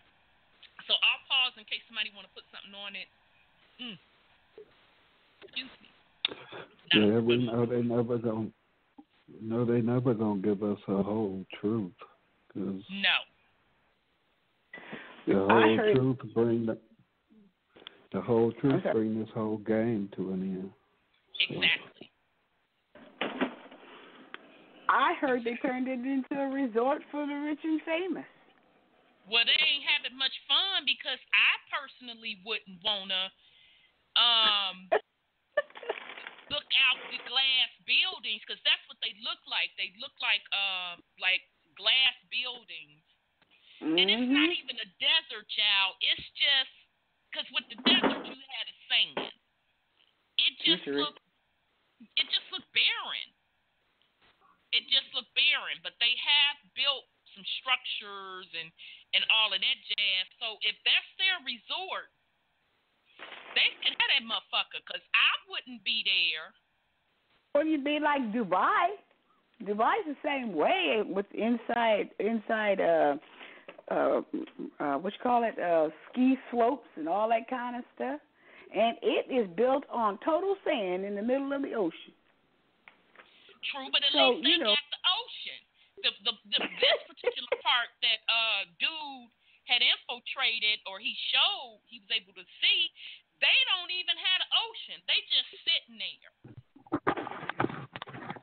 So dude is going to continue to keep doing what he's doing because he believes that there's other areas as well.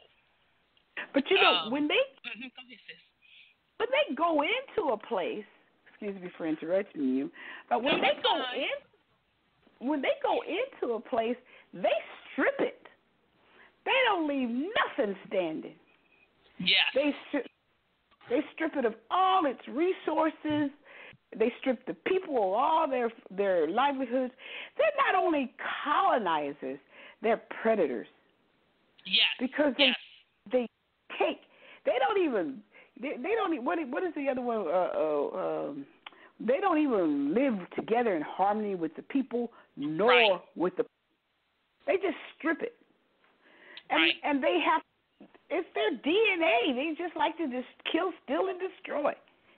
So, and the sad part about it, and I think that we're going to soon find out, because the folks that are in power now, as we talked about, well, the folks that are up front, because I still believe there's a power behind the folks out in front, and I believe the folks that really have the power, the melanated folks, they were the ones that created the fuckery. So that means the melanated folks behind the folks that they put out front, they're the destructive ones.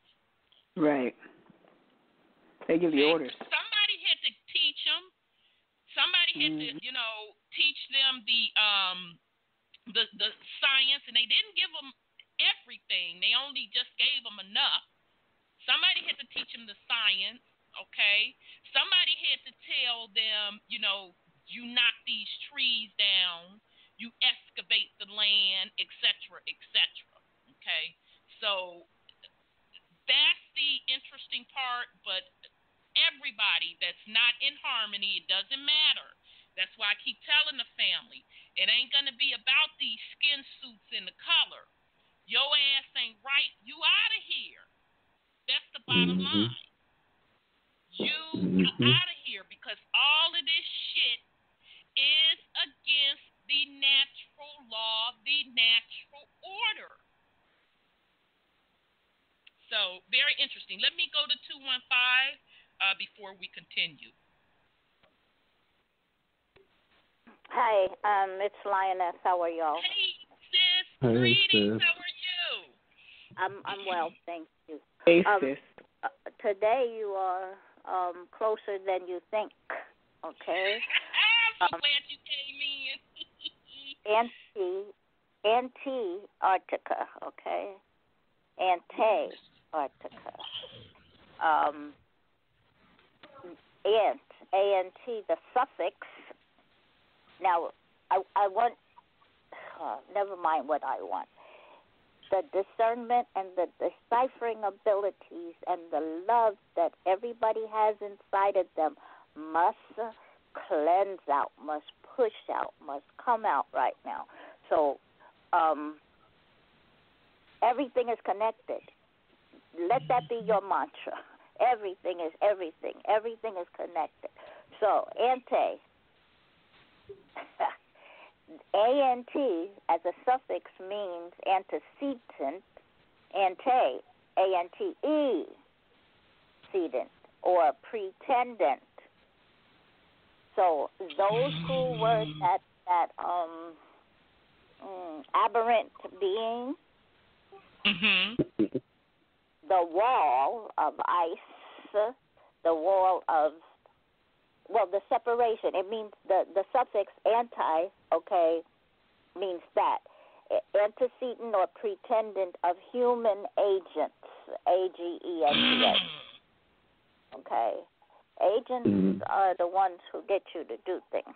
They're not the people who do it. However, the second part also means coolant, ergo the ice, deodorant, as in cleansing, and Antarctica means sorting into groups, separating, and it means a wall. Dang, sis. A wall and the fall. It also means powerful and complete. And now, everybody do the thinking. Let your mind go everywhere because everything is connected. But you do your... you don't have to call it remote viewing. You just have to call it that you're going home and you will receive things in your lucid dreams. And so, that's where I was going with it. Yep. The part where Sandra, where they say that it was for their resort, that's places in Argentina and Venezuela. Venezuela was all Rockefeller, okay, and all sorts of things like that. This is all associated with the Rothschilds and that beginning 5 of the heavy suns and all like that, because any war that there is to this moment, okay, backed by both sides. I mean, or they back both sides. Right. Yet, okay, the map, that guy, I saw that same video and some of the other ones you had last week and this week, okay, before. So I was going to tell you, at the time that you're bringing it out, turn your map, whatever one it is, turn it upside down first, and then if you have to, you twist it like a clock and turn it to the side, because nothing is in the place that it was before. Yet it self-turns, because all the cycles are closing and things like that.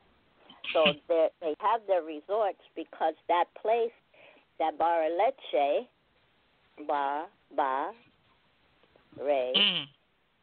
the king's soul of leche, of the milk, because all of these places, one place is the navel of this, that, and the other of the earth. There's the Switzerland of Americas, Switzerland of the Americas, just like Colorado and stuff like that, okay? Aspen, all of that stuff, and upper New York State and Pennsylvania and different places. But those are 2 of the places that they went to as well. And now when you turn it, you will see that the North Pole and the South Pole are close together. What else on your body has two orifices? Orifice, okay? Orifice. Orifice. Just change a couple of letters because the F is an S and stuff like that. All things are related. All things are about the Osirian drama. Same thing, okay? So the 2, you have nostrils, right? The North and the South Pole are very close to each other, and it was melanated, highly, highly, highly melanated and gigantically intelligent and overwhelmingly warm, yet firm. People, entities who told Admiral Byrd, get your ass out of here, go back home. We're going to show you everything that's here. But you go back and tell them, don't step foot here, because we're coming back out in a minute. So y'all get yourself back in together, because all of this was an experiment that the ones who were, and we're included, we're each and every one of us, that's your participation, that's your script in all of this, to turn this back around, to come to the high jump, to the higher frequency. But they thought that they could get rid of everybody else who had a higher frequency, because they can't get to your frequency until they do something else. And then it will all come together. And on my thing, when I left y'all last week, I was still on the line, and I was trying to get back in for some of the things that were said, but that's all well and good. Yet after the call, JFK kept coming to me, right? So then I started something, and it led me to a guy. Any of you who can look at Michael Brownlow, one word, Brownlow, and then put in JFK next to him. Dallas, Texas, and then California. But the people who are associated with each other to this minute, and or their families or their offspring, like Dulles and McCloy. You just heard those two mention Dulles and McCloy. Well, they were part of the same people who helped to kill the four really, JFK, Martin, Robert, and Malk, and things like that, with the other melanated people who have to do with each other. So understand you're getting there. Widen and go beyond still, but you're really tonight hitting towards where it is. And that wall was to be down at the extended period, after the extended period of time, to see if everybody learned their lessons to get their blessings. Yep. Agreed. It's a lot of things here, and the coolant to turn the hot little box hot asses down. So it's a lot of things have to do with the white wolf, but the alpha white wolf. So that's in the Black Panther as well. I mean, yet to be the second part to come out, because you still can't trust, that situation there. Right, and it's all of the people to this minute, and that's what's coming out. And I wish that people would look at the one with this Michael Brownlow with a blue and white and black plaid shirt. It will lead you to other people. It still has to do with this, so I'm not taking something away from you. I'm adding to your ability to do your discernment and to go there. I was so happy to see him because he was an excellent researcher. He will show you how to do the research because he names the names. So ergo, you did Steve 2 weeks ago and part of last week. That's synchronicity right there, because that was a master researcher as well. And then the connection to JFK and all of this stuff, and to the other things that have to come out about the drugs, okay? About why you can't get, I want to make that past tense, why you couldn't get where you thought you could get in your life to live your life and have a true American dream. And dreams can come true. It can happen to you, and they shall in a little while. So that's the gist of what I wanted to say. But it's so wide, yet it's so connected. And yes, Sandra, that's the difference between the Ashkenazi and the Sephardic Jews, the white and the black, and the white Russians and the black Russians, and the black Greeks. That's why you're seeing that black basketball player come out now. Okay, because they have to acknowledge the things, and those who are at least have some kind of heart and some kind of love left, or inclusive of, they're saying, okay, I did these wrong things. I followed my script, but I'm also releasing, relenting, and giving in to the BS. I don't want to be this way anymore. So, because I see what's happening, some is altruistic, some is not. And then they have all of the varying degrees down to the final family. And one last thing, Rhonda, remember some of your first calls when I called in, and you called me that next Saturday morning. You and your sister were going to New York. Okay, I had told you about, not just you, I mean to everyone, to go to the Smithsonian. Yes. Now, Mr. Smith goes to Washington. They showed you one kind of picture. The other kind of picture has to do with all of this ever, and who accepted ACCEPT ED received the body of this man called Mr. Smith.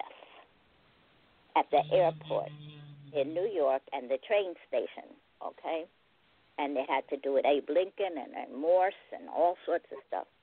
But that has to do with right now and what's being uncovered and what was in that urn. So you thought I said New York, but I said D.C. But it's okay because it's all going to come out because within every form, there's a navel, there's an eye, there's nostrils, there's the center. There's just like a body. There's these orifices, these openings everywhere.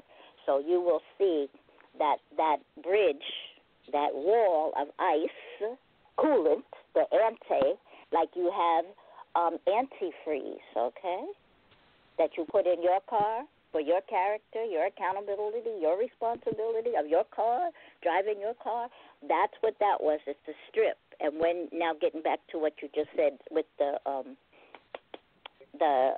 Google thing, even if you think it's a circle, just look at the things, turn it around, and also if you're the center of something, the navel, the womb of all creation, then if you look out from all aspects, from all angles, from all lines of arcs of light, it's a never-ending vast after you get through that piece of ice, which is the wall. That's what you have left. All of it is the rest of paradise, the rest of the entire cosmos. So that's for everybody with love. Wow. Thank you, sis. You just confirmed for me, wow, how everything connects. I am planning a trip to D.C. In July, and the trip is totally for research. Now, I started thinking about this 2 months ago, so now you just came through and confirmed for me another place on my D.C. trip that I need to go, because literally this trip is not going to be for leisure. It's a research trip. So thank you for that. You came through, and that's the message that you needed to give to me. Very interesting. And look at those other videos, because there's three. It's 3 pronged and it's many pronged. The one with the guy with the plaid. I'm talking this way purposely, so those out there and TV land, the radio land, bear with me, but see how it resonates to your heart. The man with the plaid shirt, just like the guy with the umbrella, okay, at the scenes of all these crimes. He leads you to other people if you take your discernment correctly. If you just open up, you already have the skills that I'm talking about. You just have to allow and accept that you have them, number one. Accept that you are who you think is God. But you don't want to be God, because God is Godriel. That's another person that you think is someone else, okay? And that's the individual who was given dominion over what you think is the earth. Right. Okay, that separation piece, that circle, so to speak, but not really, with the 2 nostrils in it, a North Pole and a South Pole, but within and still connected to everything. So when we say that everybody's connected to everybody, yes. Do you have, you can get a zit on your face. That's still connected to you, but it might contain nasty, dirty pieces of whatever, right? It's still a part of you as the whole, and it's 1-to-1. And you were speaking about that too in the beginning. I didn't write that one down though, but it's all in there together. It means the same thing, and all the culprits are being rounded up right now, and we'll see what's what. But please, all of you, stop saying they. Talk about you. Do you inside, because you got to be ready. It's Sunday go to meeting coming up in a minute. So you got to be at your best. yes, all of these things are coming to light, and they were said to be nasty. The truth is going to come out because there were some pockets of nastiness and some not so. As Sandra, you were speaking about, the turning the wool, the zooming whom. But also, as you keep speaking about them, you're giving them continued life for the way that they act, their behavior. So talk about them in a different light, whether they go away completely or get reabsorbed to be able to start everything from the beginning of whatever the beginning of the beginning, because there was no beginning, okay? And there is no end, so it's all good. And I didn't mean to intrude, but right now there's not enough time, as linear time, for us to say, okay, go read this book. But I do tell y'all to get The Black Sun by Stanton Marlin, because in there is what's happening right now, too. And the Black Goddess and the Unseen Real. All of that is here. All of it. And it's wonderful. Right. Thank you. Thank you, sis. Ooh, you brought it once again. Thank you so much for putting something on it and adding a lot more insight. I truly appreciate you and love you for that. Love you, sis. Thank you all. Yes. Because it's each of us being a part of each other and striving to not just survive, but to live again. And I would tell you this dream I had, but we don't have time. So perhaps I may do something on the 9th or the 10th, yet because the 11th, 12th, and 13th are double and triple 9/11 days. And an 11/13 in the beginning and an 11/13 at the end. And I didn't explain it, but I have said it many a day on my calls about the 11/13 addressing, which is sort of like that longitude and latitude situation. Wow. Oh, and before you leave, a sister had emailed me because last week, family, we had a lot of interference, and so I even was going to download last week's episode and get it on YouTube. It wasn't even available for me to download. So it just got available for me to download, to upload it a couple of days ago. And then when I listened to some of the playback, the audio, is messed up. So one of the sis, I'm like, woo, we was bringing it. Yeah, it's real choppy.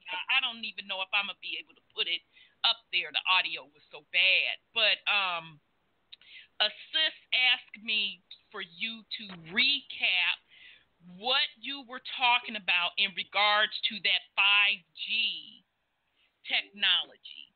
Oh, okay. And it was so gargled.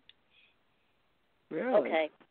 5G going to, it can also be conceived as the fifth dimension for their presentation of it, but not really.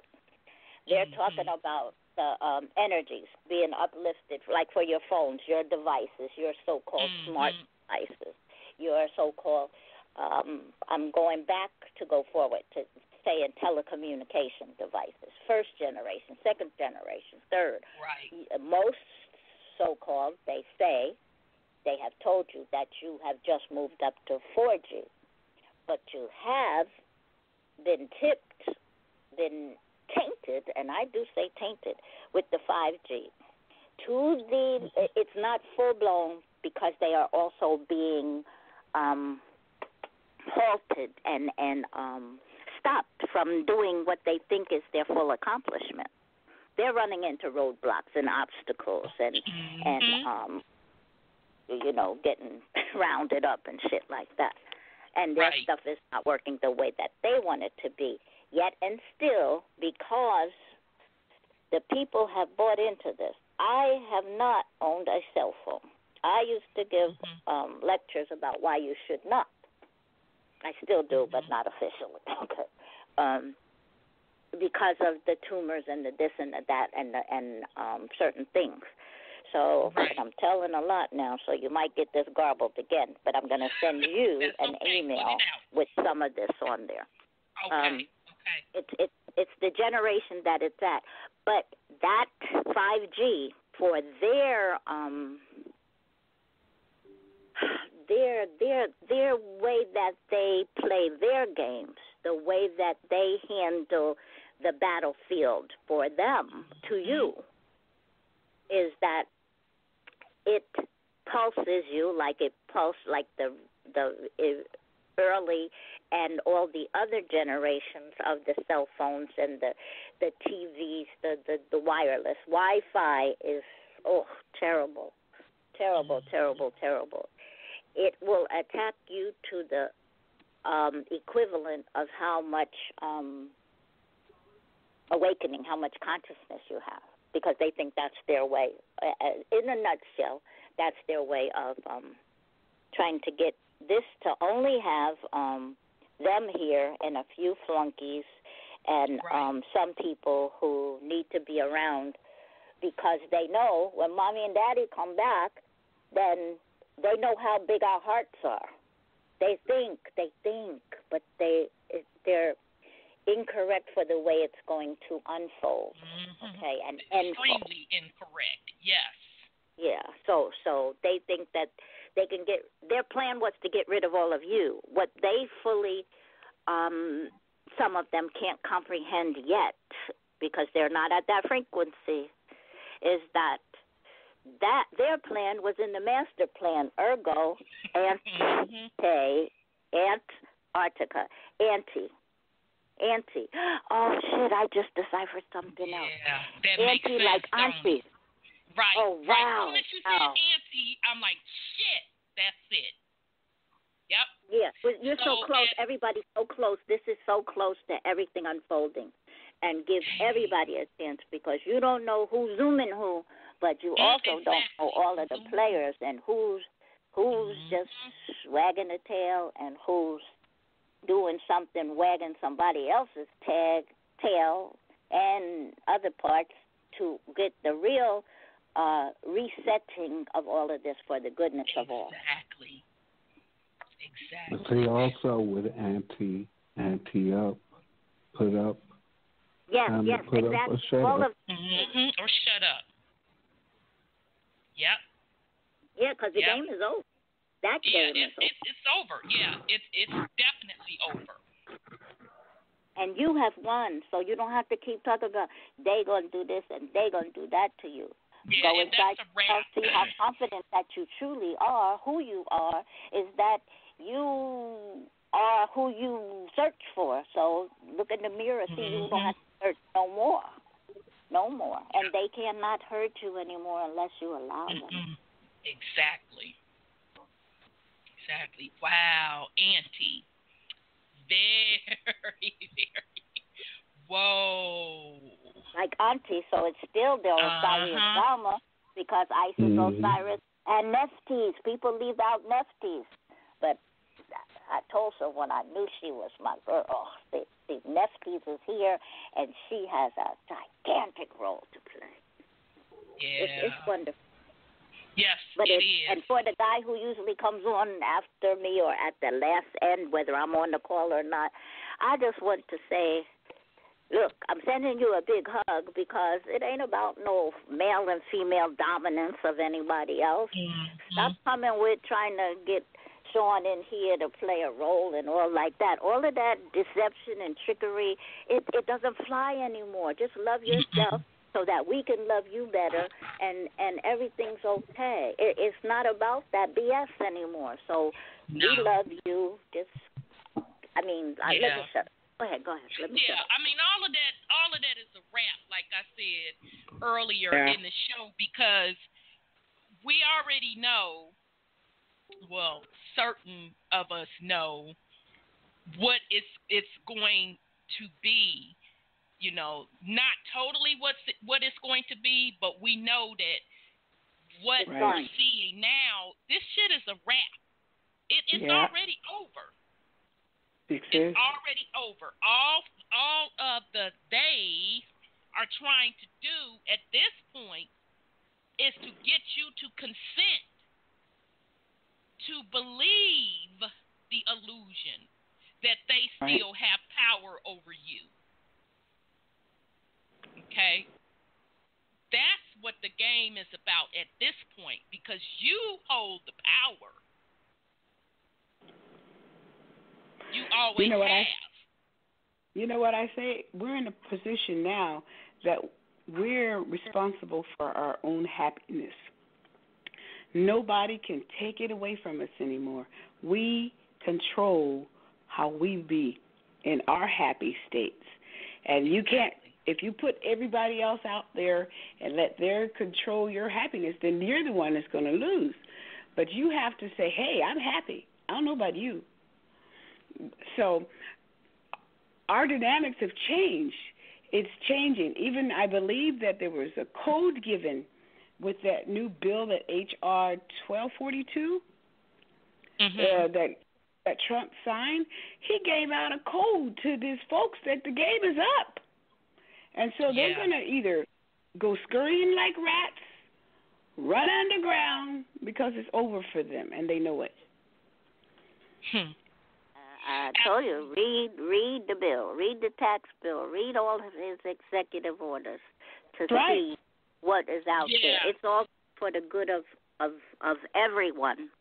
That's and yes, these things, and when you do, if you do see the one with the man with the plaid shirt, that leads you to other people. I'm not just saying only what he says, but get it from all angles and aspects. You will also see that it's just more beautiful than anything else. Absolutely. It's just there. It's there. I'm definitely going to research that. It's just there. It's there.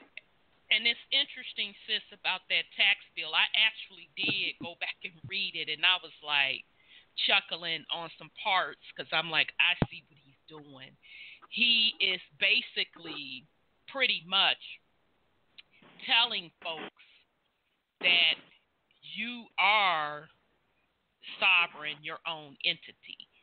And sis, you could correct me if I'm wrong, but in a lot of parts in that tax bill, it's almost like he's separating out those that want to keep following the constructs of the corporation, follow this path.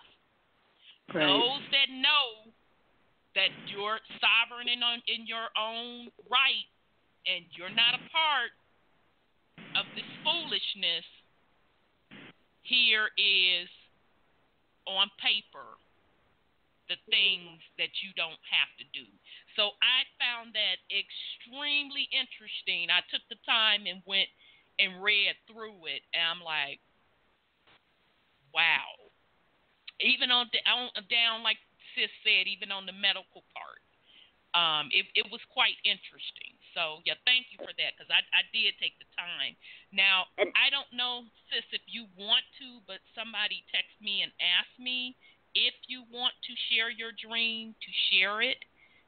If not, if you don't feel it's ready, I'm certainly not trying to pressure you either. I want to share it, but I want to share it in context with after I got off last week and I just started, checking. I wasn't even checking. I was just relaxing, and I relaxed doing further research because regardless if anybody else is around, I've done this research since I was 8 years old. Okay. Right. So what was happening was it led me to this man with the plaid shirt, and then blah, blah, blah, blah, blah, for days up until today. Up until today, many, many factors. And to somebody that I spoke to on the phone, and I knew he had a force with him. I didn't know the force that it was at those times, okay? So I have put together a call, and I would do it within the call. What I will say is it's kind of like Antarctica, kind of, but I would rather go to detail later. That's fine. That's fine. It has to do with the same Antarctica. I was within the dream, and I went to the bathroom 3, 4, 5 times and had the same dream go continuous, without a skipping of a beat. And it was showing one piece of it, because there's many compartments, but the one piece was that I was again going back and forth between the different worlds, with the walls coming down, so that I could go back home. That's Remember, even times I've said, and I'm going home, those of you who have been on any other calls, and I'm saying, I know I'm going back home now. So this dream was about that, and it's about what we're talking about now, so y'all are helping me to further hurry up and go back home. Wow, that's interesting. And anybody that's on in the chat room online, we have 11 minutes before we go into overtime. If you want to continue to join us, dial 929-477-3858, 929-477-3858. Now, it's interesting, sis, that you talk about that. I am going to play a clip. I'm going to replay a clip that I've played before, and hopefully it'll make a lot of sense. But last night, well, earlier this morning, I had. Oh, am I?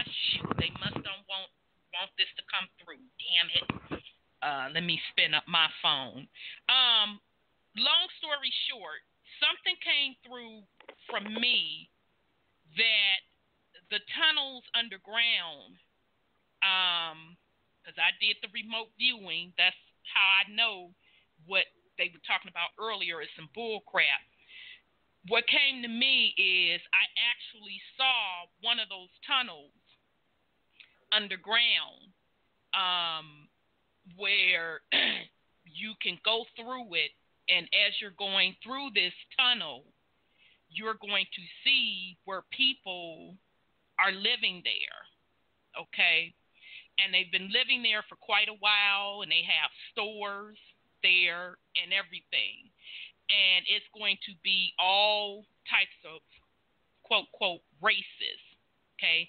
I saw melanated people, I saw Asian people, I saw Caucasian people, okay? So as I'm moving through this particular underground space, you're also going to see different pockets within this underground space where you can venture in, okay? So I was with someone, and they were following me, and we're going through this underground space, and I'm noticing all of the people, and in the center of this underground space, that's where folks were doing shopping. You know, merchants were doing their shopping. And so once I had picked which tunnel I was going to go through, the person that I was with got confused or distracted, and they didn't stay with me.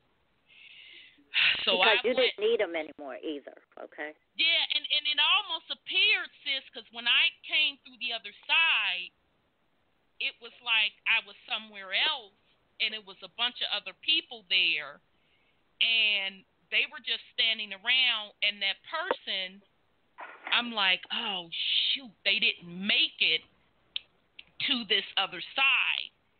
And the other side was water. You had to cross over this water in order to get back on land.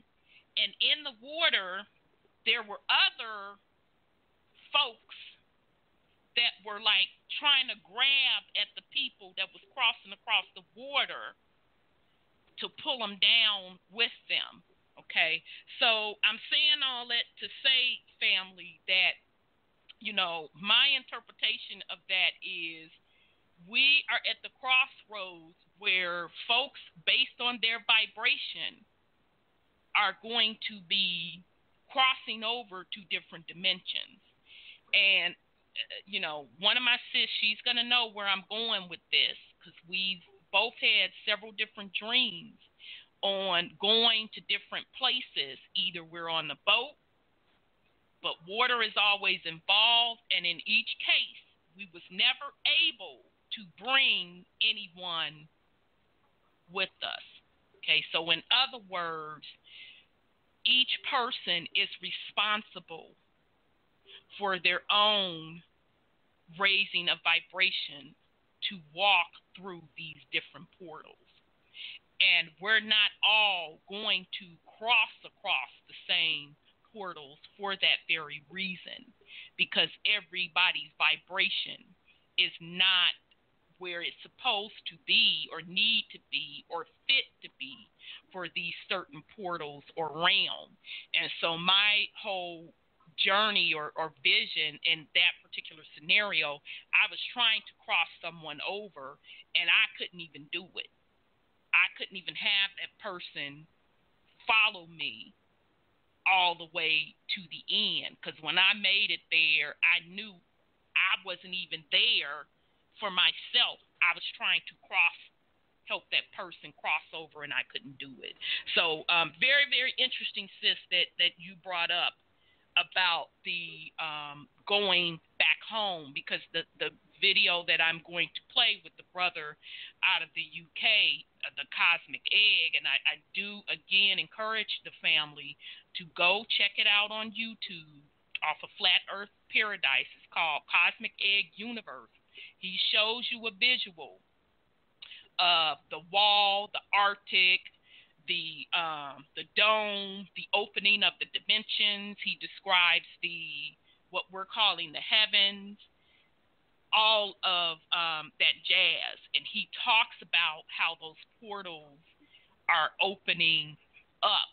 And he believes that, again, everyone will not be able to go to certain dimensions. Is going to be depending on your vibratory state. They will not be ready. So thank you for that, sis. And, of course, just send me your information on your call if you do decide to have it in the next couple days. I will. Thank you, too. Thank everybody. And everybody out there, just be you, because you are so great and so wonderful in and of yourself. You're perfectly made whichever way you are. Whichever way you came in here, that's the way you were supposed to come in. But just remember, you're not the body that you are. You had to have experiences in order to learn your lessons, because this was school as well as prison and all sorts of things, to get your blessings. And when that rest of the ice melts, but the rest of the fear inside of you gets out of you, whatever time frame that takes, you're going to go back to paradise too. You're going home too. It's whenever you want to, because it may take 2 weeks, it may take 2 years. You may have to go through this cycle on the different earth, so to learn it, to go there. So it's all good. It's all learning. Everything is good. Good, the bad, and the ugly. Absolutely. We'll love you very much, sis. So we will definitely be syncing up for sure. Okay, I'll be looking forward to that email. Yes, I will. I will send it to you all. Yes. There's a couple of them, but one is nicely done so everybody can get it. Okay. Cool beans. And it has solutions with it. When I also told you all about problem determination 101 and resolution, it has resolutions in there that you can do yourself. And one is to throw the thing away, but if you choose not to do that, there's other paths to follow. Right. Absolutely. Okay, sis Lioness. Well, thank you so much. Love you and look forward to the emails and your calls to put out even more information. Thank you. Okay, peace and love, sis. Okay, I just love sis Lioness. She always come in and, now she knows she done F the sister up with the auntie. She straight done F me right on up with that one. That's deep. That's real deep. Really, really deep. Okay, family, so I am going to play part of, this is called Cosmic Egg Universe. This brother is out of the UK. I'm going to start with part 3. Because in part, the entire video is 2 hours long, if I remember correctly. I broke up the video in 4 parts.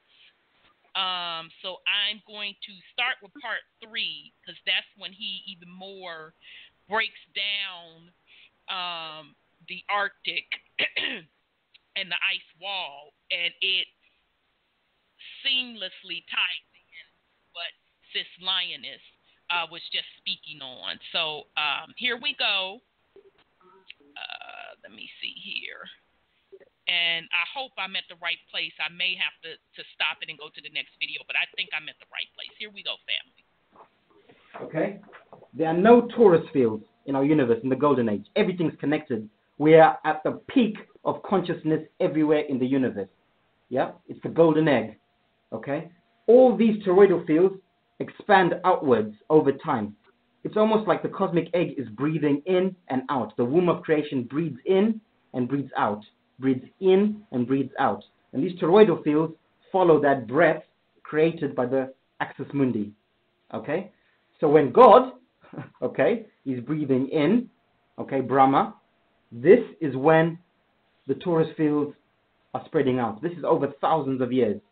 And breathing in, the torus fields close again. We're now in the dark age. Out and in. At the moment, we are ascending. We're on the upward cycle. Okay? So the torus fields are expanding. This is what is causing this conscious awakening that is happening at the moment. This is why we are consciously waking up at the moment. Because we are picking up the frequencies, okay, of this toroidal field at the center, the aurora borealis, coming from the messenger, okay, the demigod Mercury, Hermes, Thoth, Buddha, at the center. Remember, everything is interlinked. They tell us, mainstream science, at the center, in the magnetosphere at the North Pole, there is an electromagnetic field that's being affected by the sun. Which sun? This sun, the black sun of intent, Rahu. This is it, at the center. So the frequencies we're picking up subconsciously that are creating this awakening that we're all talking about, the vegan movement, the flat earth movement, people just questioning government, you know, what's happening with Trump, with everything, all this craziness. People are now becoming more aware. Before, we never questioned. We just followed whatever we're told by government. Now, we are questioning things a lot more. Why? We're getting more intelligent. We're waking up. What's waking us up? It's this energy that is growing out of Eden, out of this torus field, and heading towards the outer bits. So we're heading towards the golden age. We're now coming out of the dark age. In the dark age, all of them are closed in. As we head towards the golden age, they open up, until they are assimilated into the outermost, into the egg. And there's nothing. And then everything grows back again, and we descend back into the dark ages of consciousness. Everything is closed off again, including our minds, physically and metaphysically, spiritually and mentally. Okay? So, likewise, the toroidal field around where we are, around here, is also spreading outwards. It's also opening up. Okay? So you hear NASA, they were telling us, or mainstream science, for a long time they were worried about the ozone layer opening at the North Pole, okay? Which would bring an end, which would be the end of the world, which would destroy the world, the ozone layer. Well, there's some truth in that. The ozone layer is this torus field growing out. And it will destroy the world, but not physically, metaphysically. It will destroy the paradigm. A new age will come in. That's the apocalypse they're worried about. Their paradigm, these elites that run the world, they're worried that their age of ruling over the masses will end. And it is ending, because people are waking up. We're questioning now, right? We're not just following. We're now researching and thinking for ourselves, okay? Because the ozone layer is opening up, okay? This torus field is growing at the center, and we are picking up the frequencies. Well, most of us, some of us. Not everyone will. This happens really slowly. Okay, there's a process to it. It can't happen in an instant. That has to happen slowly and gradually. Some will pick this up a lot quicker than others. Some are waking up quicker than others. Some need time. Some won't wake up. Some will die asleep, and that's fine, and they'll reincarnate. They might wake up in the next reincarnation. Okay, and likewise. So this outer field is also expanding. Okay, the Van Allen belt. They're telling us that very soon they'll be able to leave the Van Allen belt. They're very excited about going to Mars. They were saying that we can't leave the Van Allen belt, but soon humans will be able to leave the Van Allen belt. Okay, and that's because the frequency is changing, A, and B, the Van Allen belt is growing outward as well. Okay, so there'll be holes in this ozone layer as well. Right? So this is a very special time for everyone on this Bhumandala. I think the people out here, or the beings out here, they're also having their own conscious shift of some sort, right? Some of them will probably be getting ready to come in, the good ones, and the bad ones will be getting ready to go outwards. Because in is always good. You want to go in and up rather than out and down, which I'll explain in the next video. Okay? So this is what's happening. This is the conscious shift that is currently taking place. Right? We need to be picking up these frequencies, and we need to be aware of what's happening. Okay? In the Bible, by the way, it talks about the North Star. There's the story of the birth of Jesus Christ. Right? And the three kings were told that when you see the North Star in the sky, that is what you should follow. Follow the North Star. And that North Star will lead you to where Christ is, where Christ is being born. Okay? So that story is an allegory of what's happening now, right? Our ancestors, or we, were trying to tell our future selves something, because we've already reincarnated thousands of times. So our ancestors are us, okay? The North Star, in this case, is the messenger of God, Buddha, Hermes. Okay, when you see the North Star in the sky, follow Christ consciousness at the center. This is where Christ is being born, right? So eventually, this whole thing will be golden age, but it starts from the center. Okay, it's spreading from the center outwards. So those who are not in this frequency, are not in this journey, they will run away from this frequency. Okay, they want to go as far away from it. These elites, they want to go to Mars. They're running away from this divine frequency because they are not. It's not their soul path. It's not their journey. And I'll talk about that in the next video. Okay, those of us who are ascending, who are on the way up on the cycle, we are picking up these frequencies and we are being drawn to there. Some are not being drawn anywhere. They're not feeling any of this. They are meant to carry on playing the game on this stage here. They've not learnt enough. They're not ready to move on either way, in or out. Right? They are meant to carry on the paradigm here, the New World Order here. Okay? The New Age. Okay? And hopefully it will be a good one. And I think it will, because we're ascending consciously. Right? Right. Next, I want to talk about reincarnation and the cycle of life. Okay? So this is now more metaphysical. Okay? I can't prove any of this. I'm not saying it's absolutely true, but this is my understanding and perspective based on what I've researched and what I feel, my knowledge, and you know, it could be wrong. If people can correct me, that's fine. If people resonate with it, great. If you don't, that's okay too. Okay? So, remember earlier on I said that we're all stars. Everything is a star. And we are all reflections of God. Every single one of us. Everything that is conscious is a fragment of the whole. The whole being Brahma at the top. Okay? God. So we are drops in the ocean of consciousness. Okay? So in the beginning was the Holy Trinity at the top. Okay? And they birthed many, many souls, including you and me.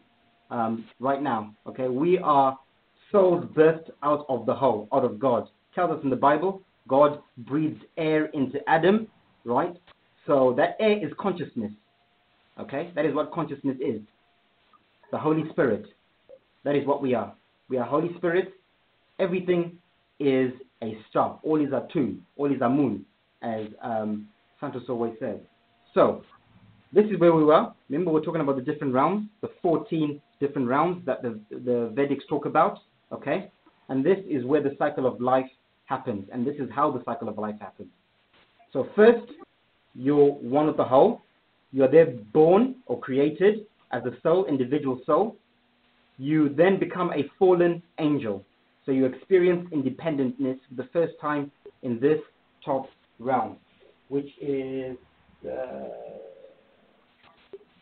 let me get this correct, okay? Which is the Tapaloka in Vedic cosmology. This is where you experience your first life as a single soul, as an individual soul, right? You then go into the Yanaloka, right? You become a fallen angel again, right? You then go into the Mahaloka, you're a fallen angel again. And all this time, you're falling in consciousness as well, okay? So the further you are from source, the further down your consciousness is falling, okay? Right? And up here, you're still in the heavens. You're still an angel, but you're becoming a fallen angel, like it says in the Bible, okay? Once you leave the Mahaloka, the stars, once you leave the skies, you're no longer an angel now. You're now in time. This is where time comes in. Chronos, Saturn, Father Time, Sane Suru, Father Time. This is the first place you incarnate into. You incarnate into the planet Saturn. You then become a demigod, right? As the Greeks put it, right? You're now influencing, yeah? You're now a director, of the Titans. We are the Titans on Earth, okay? So you do your time in there. You then reincarnate down to the next sun, which is Mars, okay? You're now influencing the beings on those lands where Mars is. And then you incarnate into the next one, which is our sun, Apollo. You're influencing the beings where we are. So right now in the sun, there are beings that are influencing us. So you hear this movement about people saying, I'm sun gazing. Okay, I look up in the sun and I sun gaze and I meditate and whatever. That's because you're communicating with the beings, right now the souls, in the sun, subconsciously. That is what prayer is. That is what meditation is. You are trying to connect with souls in all these other realms, mainly in the sun. Okay? From the sun, your next incarnation is into Buddha, Hemrod, into Mercury. Okay? You're now a messenger. Okay? You're getting ready to deliver the message from the demigods to the Titans. Okay? At this point, you're now maybe at 65% consciousness. Okay? You're now ready to descend into the physical. Right? And once you're in the physical, this is when you forget now. This is where we will now have the amnesia, because now you're on the stage of creation. You're now truly an actor, acting out the directives and the ages and everything else. You're now experiencing your own simulation, as well as the collective one of wherever you are. So your first incarnation is into Shambhala, Eden. This is where you first become a fallen angel. You do your time in there, right?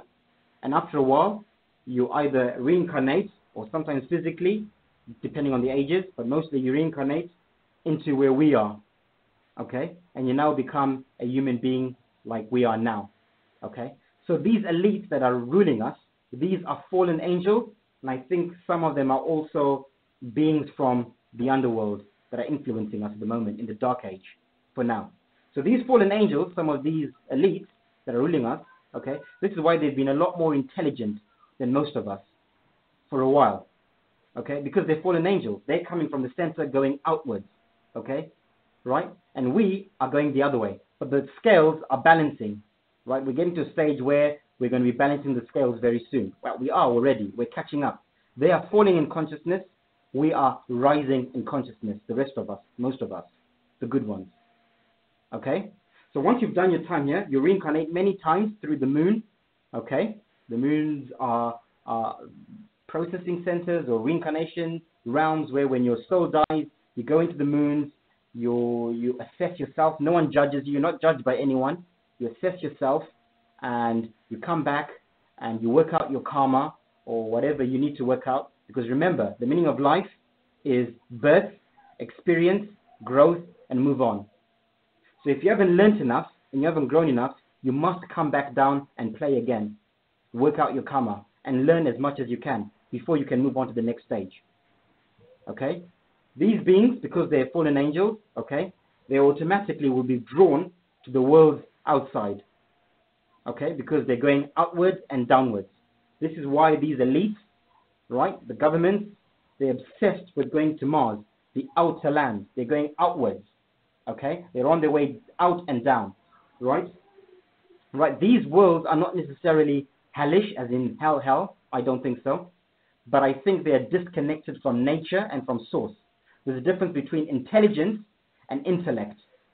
So there might be a lot of intellects out here, technology, cities with amazing technology out here, but not so much knowledge, gnosis, okay? They're disconnected from nature and from things of transcendental things, spiritual things. Everything out here is very artificial, which is what you're seeing at the moment. They're preparing us. Everything is becoming very artificial. Robots, food, money, everything is becoming more and more artificial. Okay, there's this big AI movement happening at the moment. So the beings on the way down are attracted to these things, these artificial things. Okay? I'm not saying it's evil. I'm just saying that is your soul path or their soul path. And then after that, your next stage will be the outer lands. Okay? Muspelem, the fire giants, whatever that means according to the Norse. After that, 40%, you're now in inner earth. You're now a reptilian, so to speak, inside the first part of the Bhumandala. Okay? I think the underside of the Bhumandala, I don't think this is a physical place you can go. This is where you reincarnate as a spirit again. You're now a spirit. You don't have a physical body. But you're a dark spirit now. Okay? Now you're a devil. You're a Shiva. You're a destroyer. Up here, you're a creator. Down here, you're a destroyer. So you're trying to gravitate people, right? You're influencing people up here as well, subconsciously, right? When they say that the devil has influenced you, these are the beings, the beings out in these worlds down here, trying to subconsciously influence you. All your bad thoughts, all your negative thoughts are coming from the frequencies from these beings under here. You then get to 30%, 25%, 20%, 15%, 10%. There's hardly any light left in you. Okay? You're now truly, a fallen angel in the truest sense of the word. Okay? But then you work your way back up again. Once you're down here, right, the cycle of life, you can't be here forever. You've got to come back up again. But this is all happening over millions or thousands of years or whatever. Okay? You then come back up again, 15, you are ascending. You're now becoming a shooting star. You're shooting back upwards. Okay? You go through all the different rounds again, the reverse. You're here, then you're here, and then you incarnate where we are. Okay? And then you get to the center. So those of us who are being drawn to goodness, to love, to truth, right? Those of us who are trying to change things for the better, okay? We are shooting stars. We are ascending, right, on the cycle of life. We're on our way up. And we're meeting in the middle with those descending. So you've got the good guys and the bad guys. And this is necessary for the cycle of life. This is duality. This is polarity. Good and bad. It has to happen. Fallen angels and shooting stars. Okay? Now remember, I put the suns on this side and the moons on this side. I did that deliberately. Okay? Except for that one. That one is a sun and the moon. Okay? So when you're ascending, when you're way out, the moons, the mothers, are portals out. The suns are gateways in.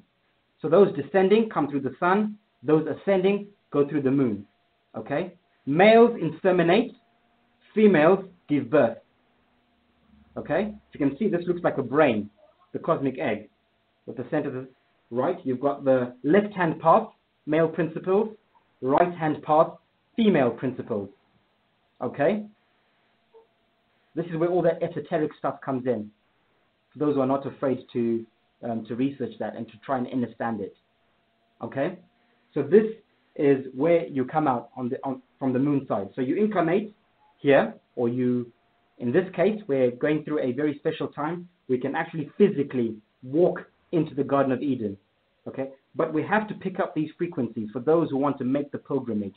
Not everyone will want to do this or can do this, but those who are ready to ascend, those who have learned everything they need to learn, right? At the center, here where we are, there are those who are ready to move on to the next stage of life. Some need to incarnate, like I was saying, a few more times before they can move on. Okay? Others are ready to move on to the garden, to the center, to the next stage. I've done my time here. I feel like I need to move on. Okay? I need something new. I need a new experience.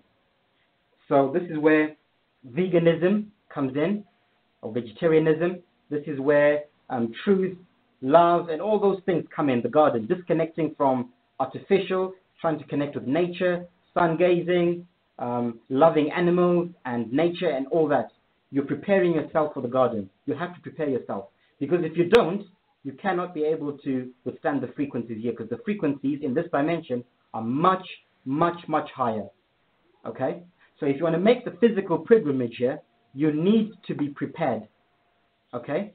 Because if you don't, you will just get, your body and your soul will not, you get zapped and you'll just reincarnate back here again. Back to square one. You'll die on your way there.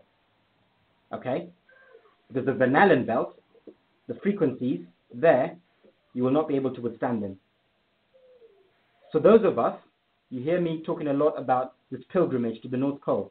Follow the North Star when the time is right. I'm going to make a little prediction. I know they say you should never put dates or make prophecies, but I am. I'm going to say Vision 2020.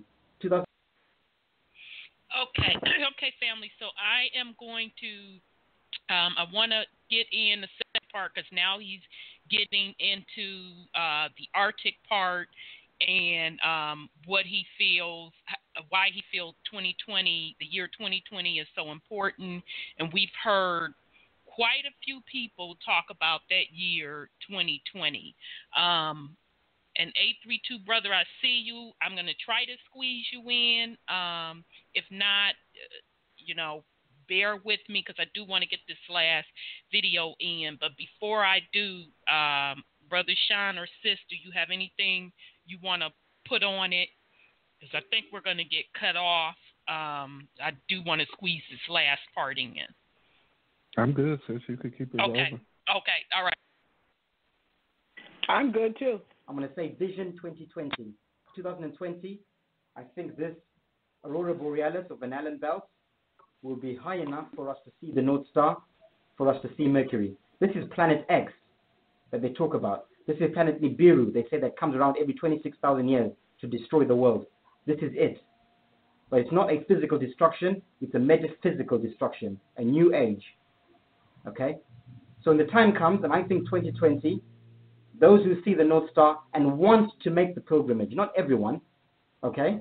If you don't want to, you don't have to. Your next incarnation could be in there. You can stay here and stay for a bit longer, and when you ascend or when your body dies, your soul can ascend into there and reincarnate into there. But I certainly feel like I want to make a physical pilgrimage when the time is right. Okay, when the time is right, we will make a mass pilgrimage, and we'll know. It also says in the Bible that Christ will come like a thief in the night. Okay, what's Christ? Christ is the energy, Christ consciousness, the energy coming from this toroidal field at the center, from the messenger of God. That's Christ. That's coming like a thief in the night. I had my awakening last year, right? Overnight, like most people. One day I was on a spinning ball, I was eating meat, I was, following money. Something happened to me, my life changed. I realized where we are. We're not on a spinning ball. I changed my eating habits, etc., etc. My life changed. I became a better person. Okay? Christ got me. Christ consciousness came to me like a thief in the night. I wasn't expecting it, and it just happened. And I'm sure many watching this now have had a very similar experience. Okay? So this is where we are, right? So once you're there, you live out your life in the Garden of Eden, okay? This is a very natural place. There's no technology. Well, there is technology, but it's more of a natural technology. It's a different type of technology. It's not artificial, okay? Nature has got magic. Magic exists, believe it or not, but I won't go into that now. It does exist. So the technology out here is a magical type of technology. It's not artificial like out here. Okay? So this place is not just sitting and gardening and doing nothing. There's a lot going on there. It's a beautiful place, the Garden of Eden. Okay, but you must get the right frequencies. There's no hate there. There's no bad frequencies. Well, there is, but there is less. There's less duality there. Okay, it's not completely heaven, obviously, but it's closest thing we can get on earth to heaven. Heaven on earth, the closest thing. Okay, and this is where myself and many are being drawn to go. Some are not ready. Okay, this is the middle ground. This is half artificial, half Garden of Eden. You're in the middle of the two worlds. Middle of nature and technology. Artificial technology, natural technology. The middle. We're stuck in the middle. So some are being drawn to this artificial technology. Others are being drawn to nature and natural technology. Okay? And some are not ready to go either way. They will stay and enjoy life here on earth for a bit more and experience and change and help with the ages.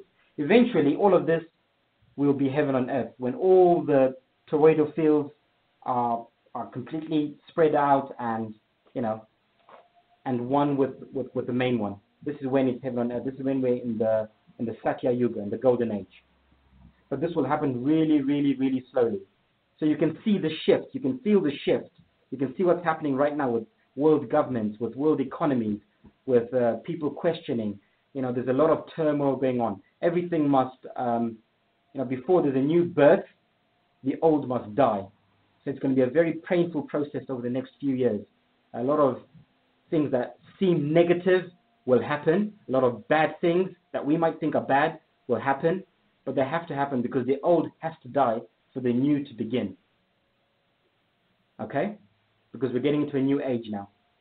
And these elites, they know this. Okay? And they are shaking in their boots because we're catching up. We're waking up and their consciousness, they're getting dumber. We're getting smarter. Okay? This is why they are trying to destroy everything before they go. Because they have to go. They have to go. They cannot withstand this frequency. This frequency is hurting them. This energy being sent from the center is not good for them. They do not like it. This is why they're trying to destroy Europe. You see this whole agenda in Europe with the whole immigration, divide and conquer, blacks versus white, immigrants versus not immigrants, etc., etc. They're doing that on purpose, divide and conquer, because they want to destroy everything here before they leave. If we can't have it, we want to burn it before we go. And then you can stay behind and rebuild it on your own. That is the agenda, ultimately.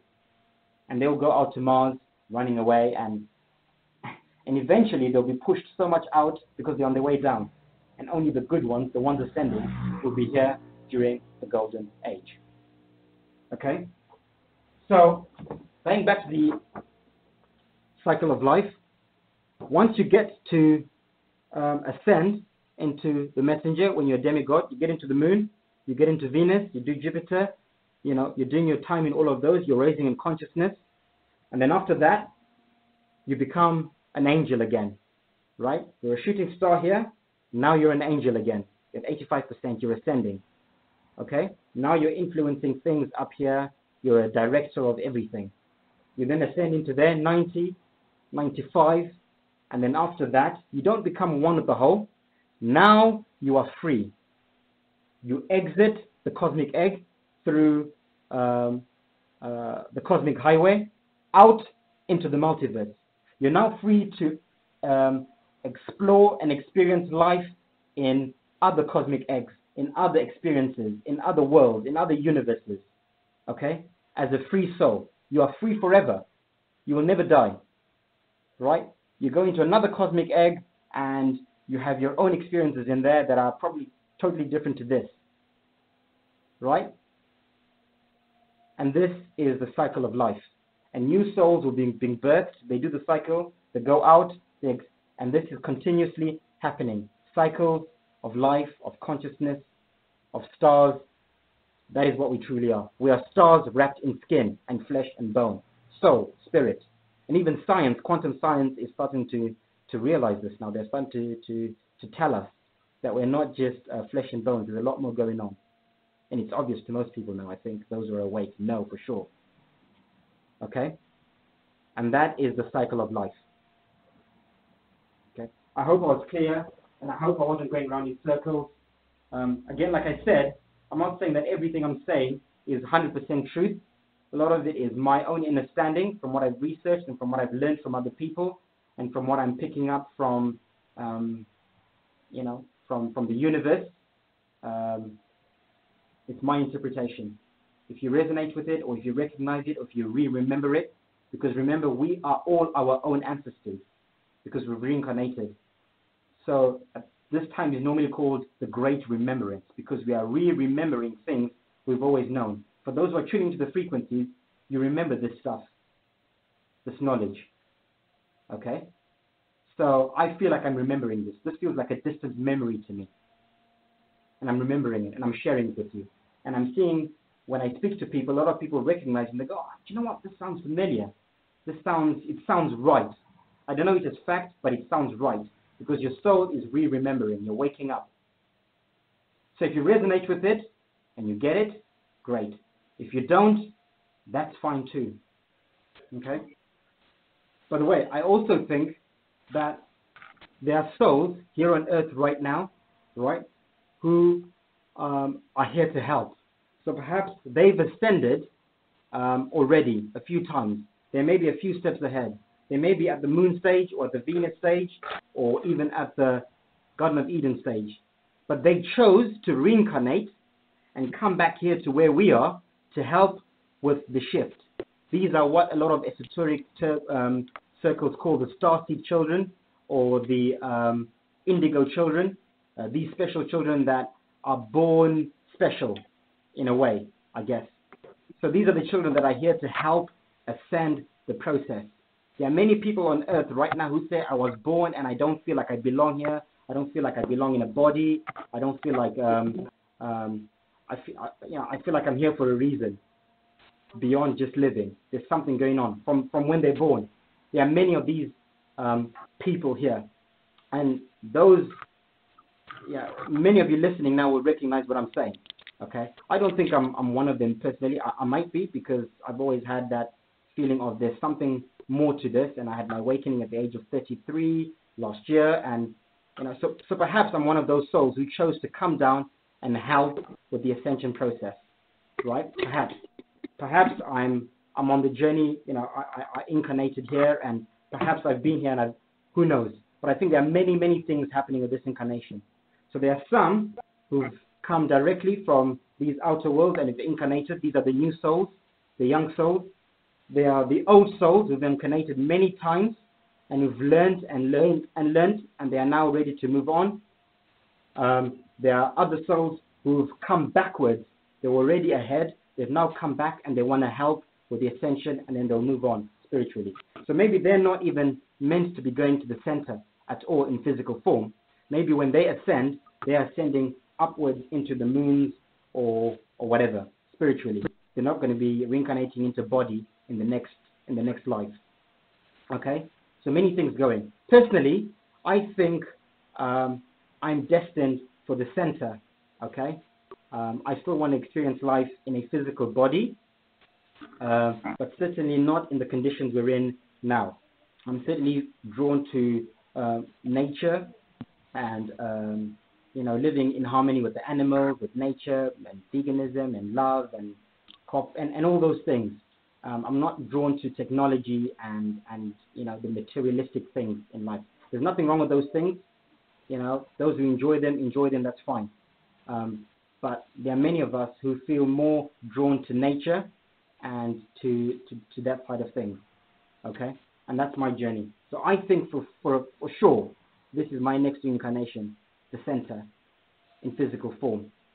Okay, I just wanted to put that out there. Really quick. Nice, well done. That was very, very well done. Okay, family. Okay.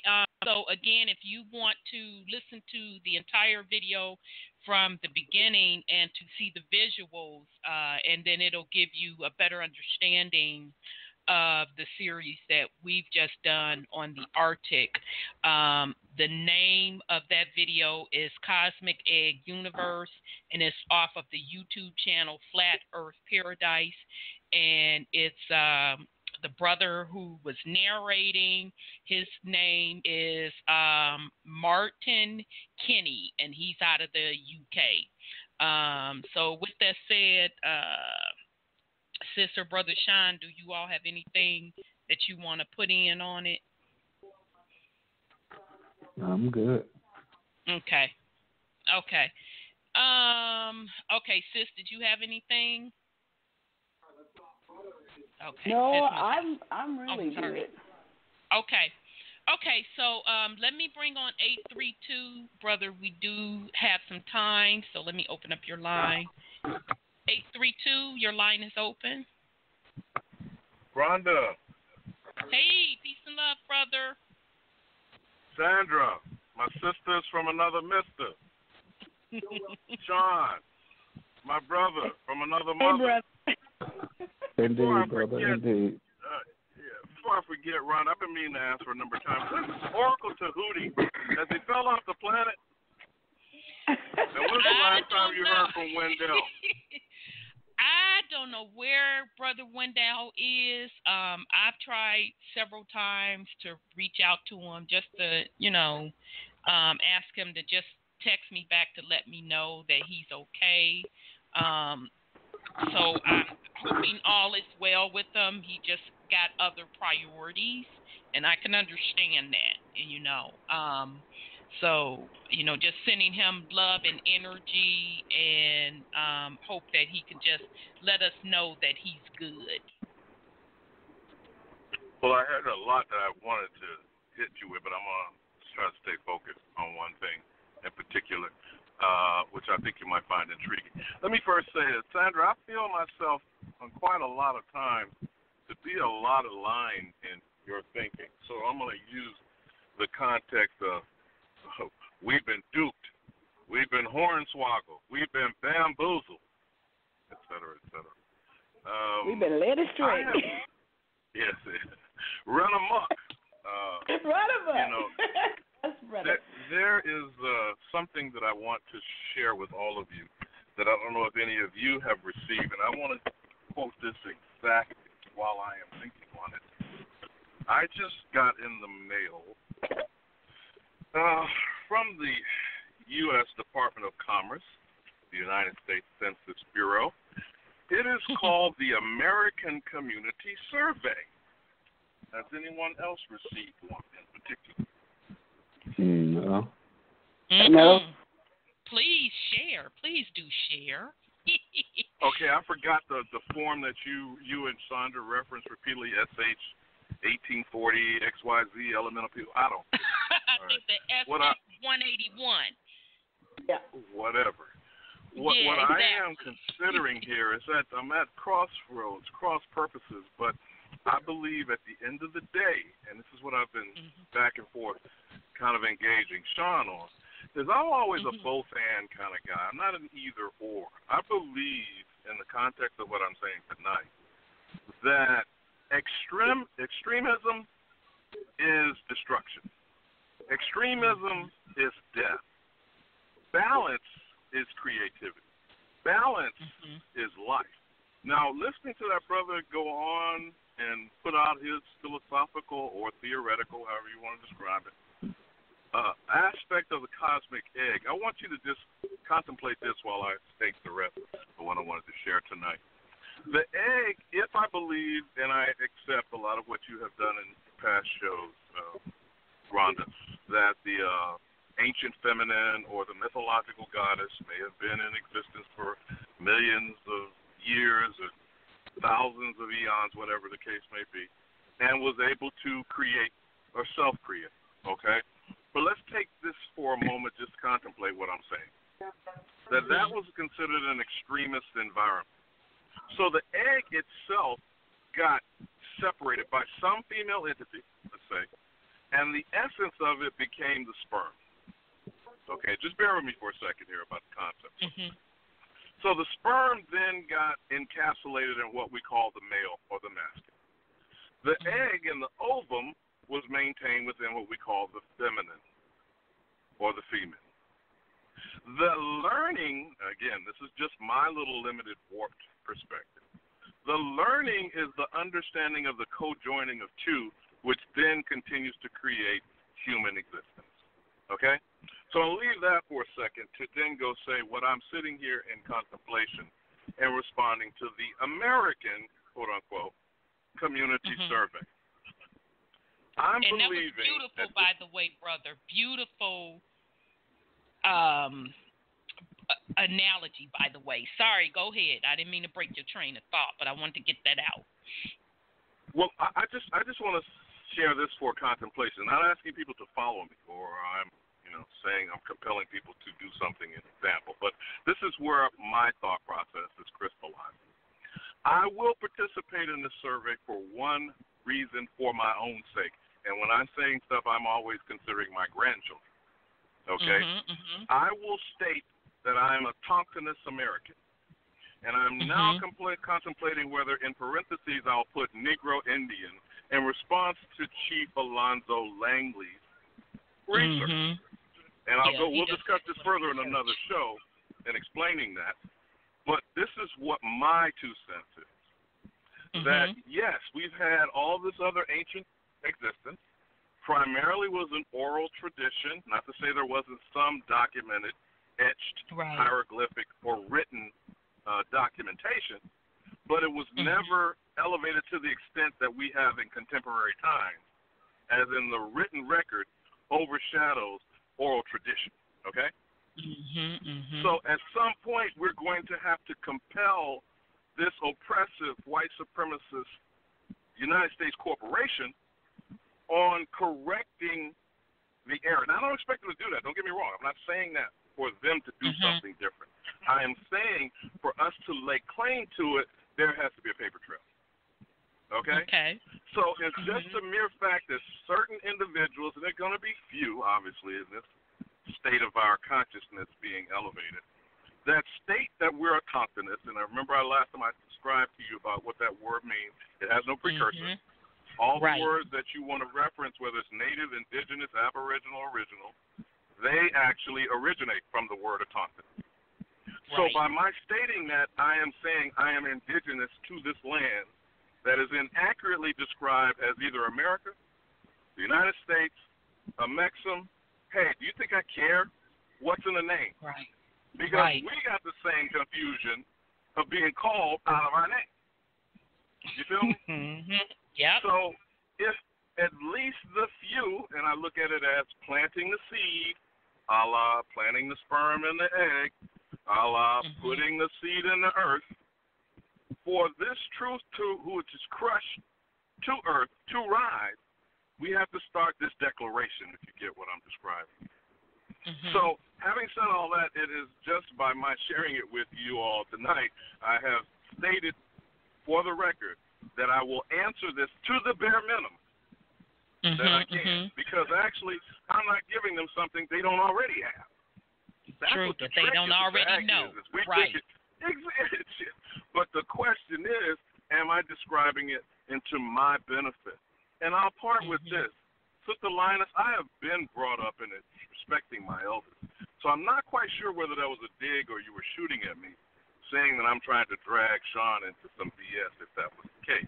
But I will say this.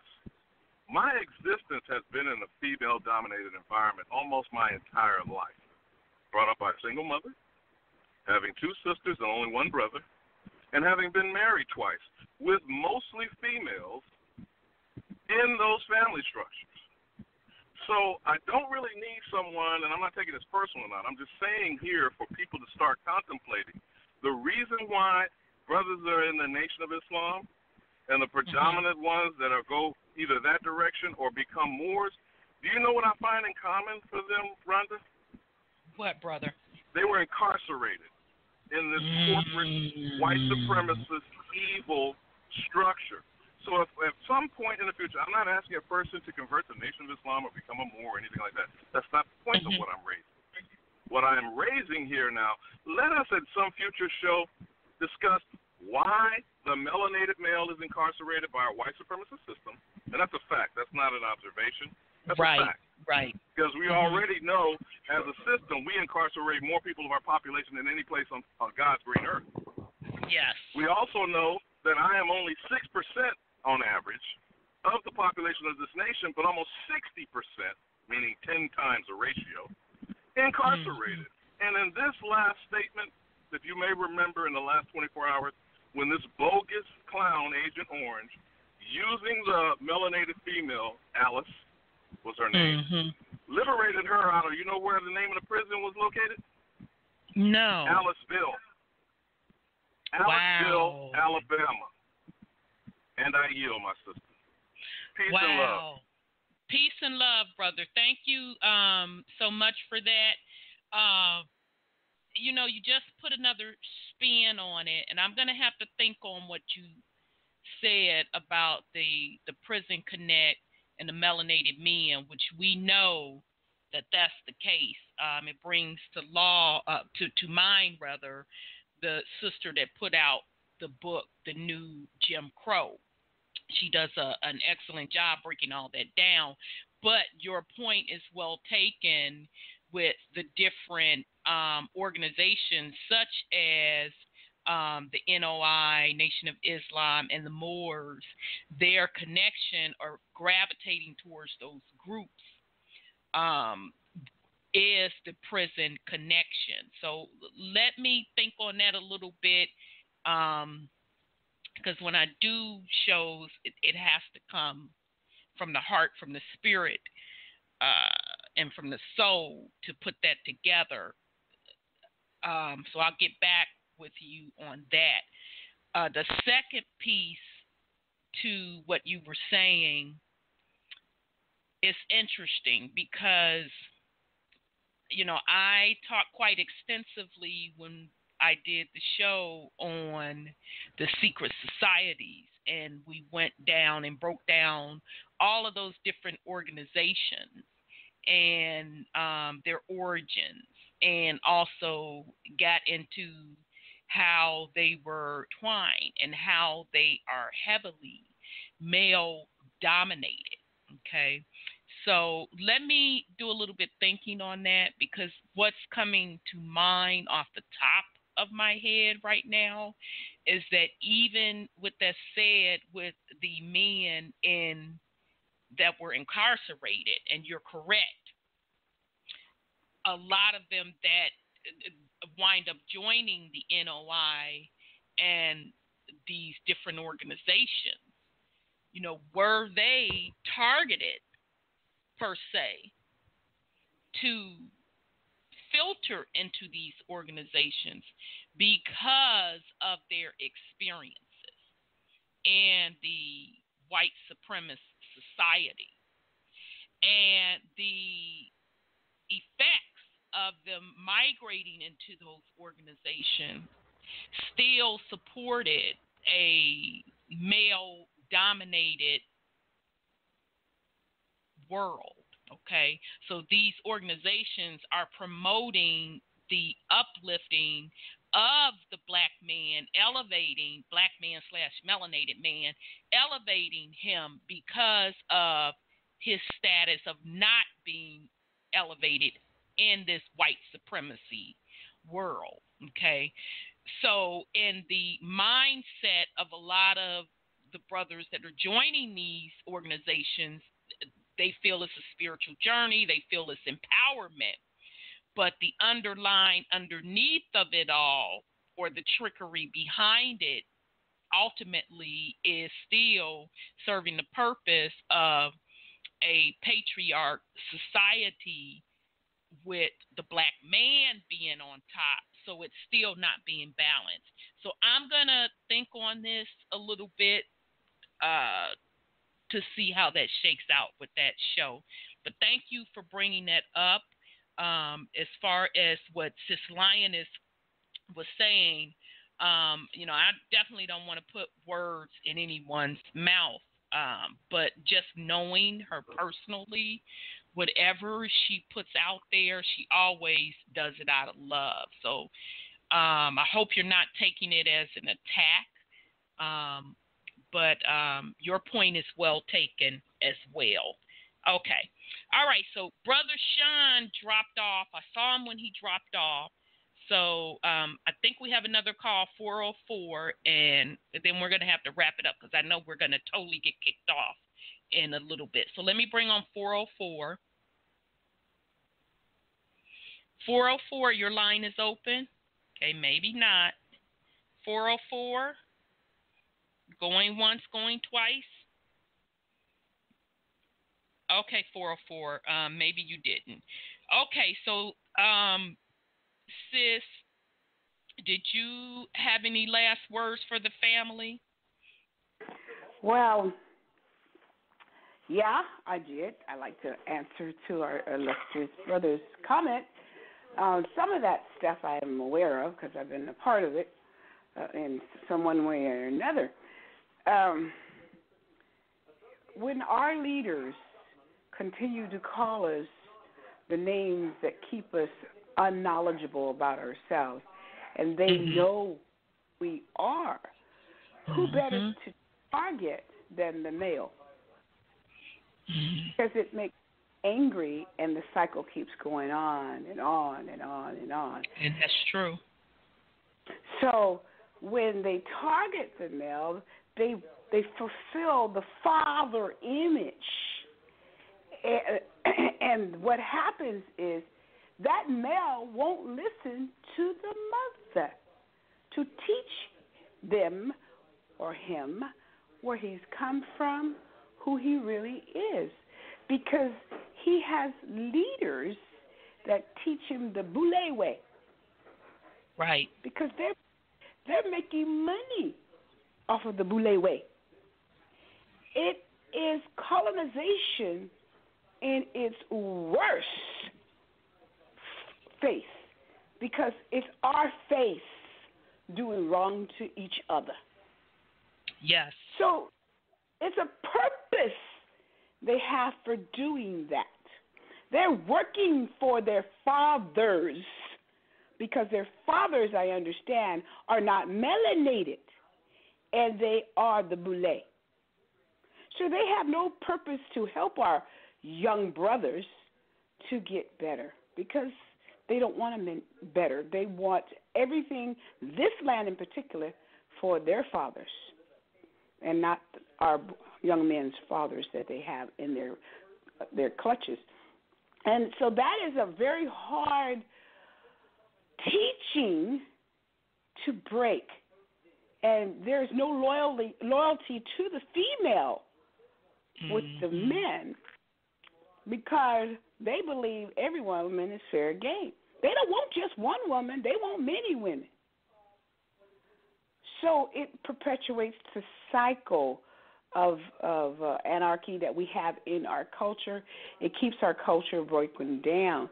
Even though they think they're building our culture, that's what they say, they know better. They know what they're doing. Well, it's interesting that you bring that up, because we touched on that when we did the series on secret society oath takers and gatekeepers. Now, out of that series, I hope I made clear that not everybody in these organizations, and Sis Lioness truly came in to reiterate that even some secret societies do not have an evil hidden agenda.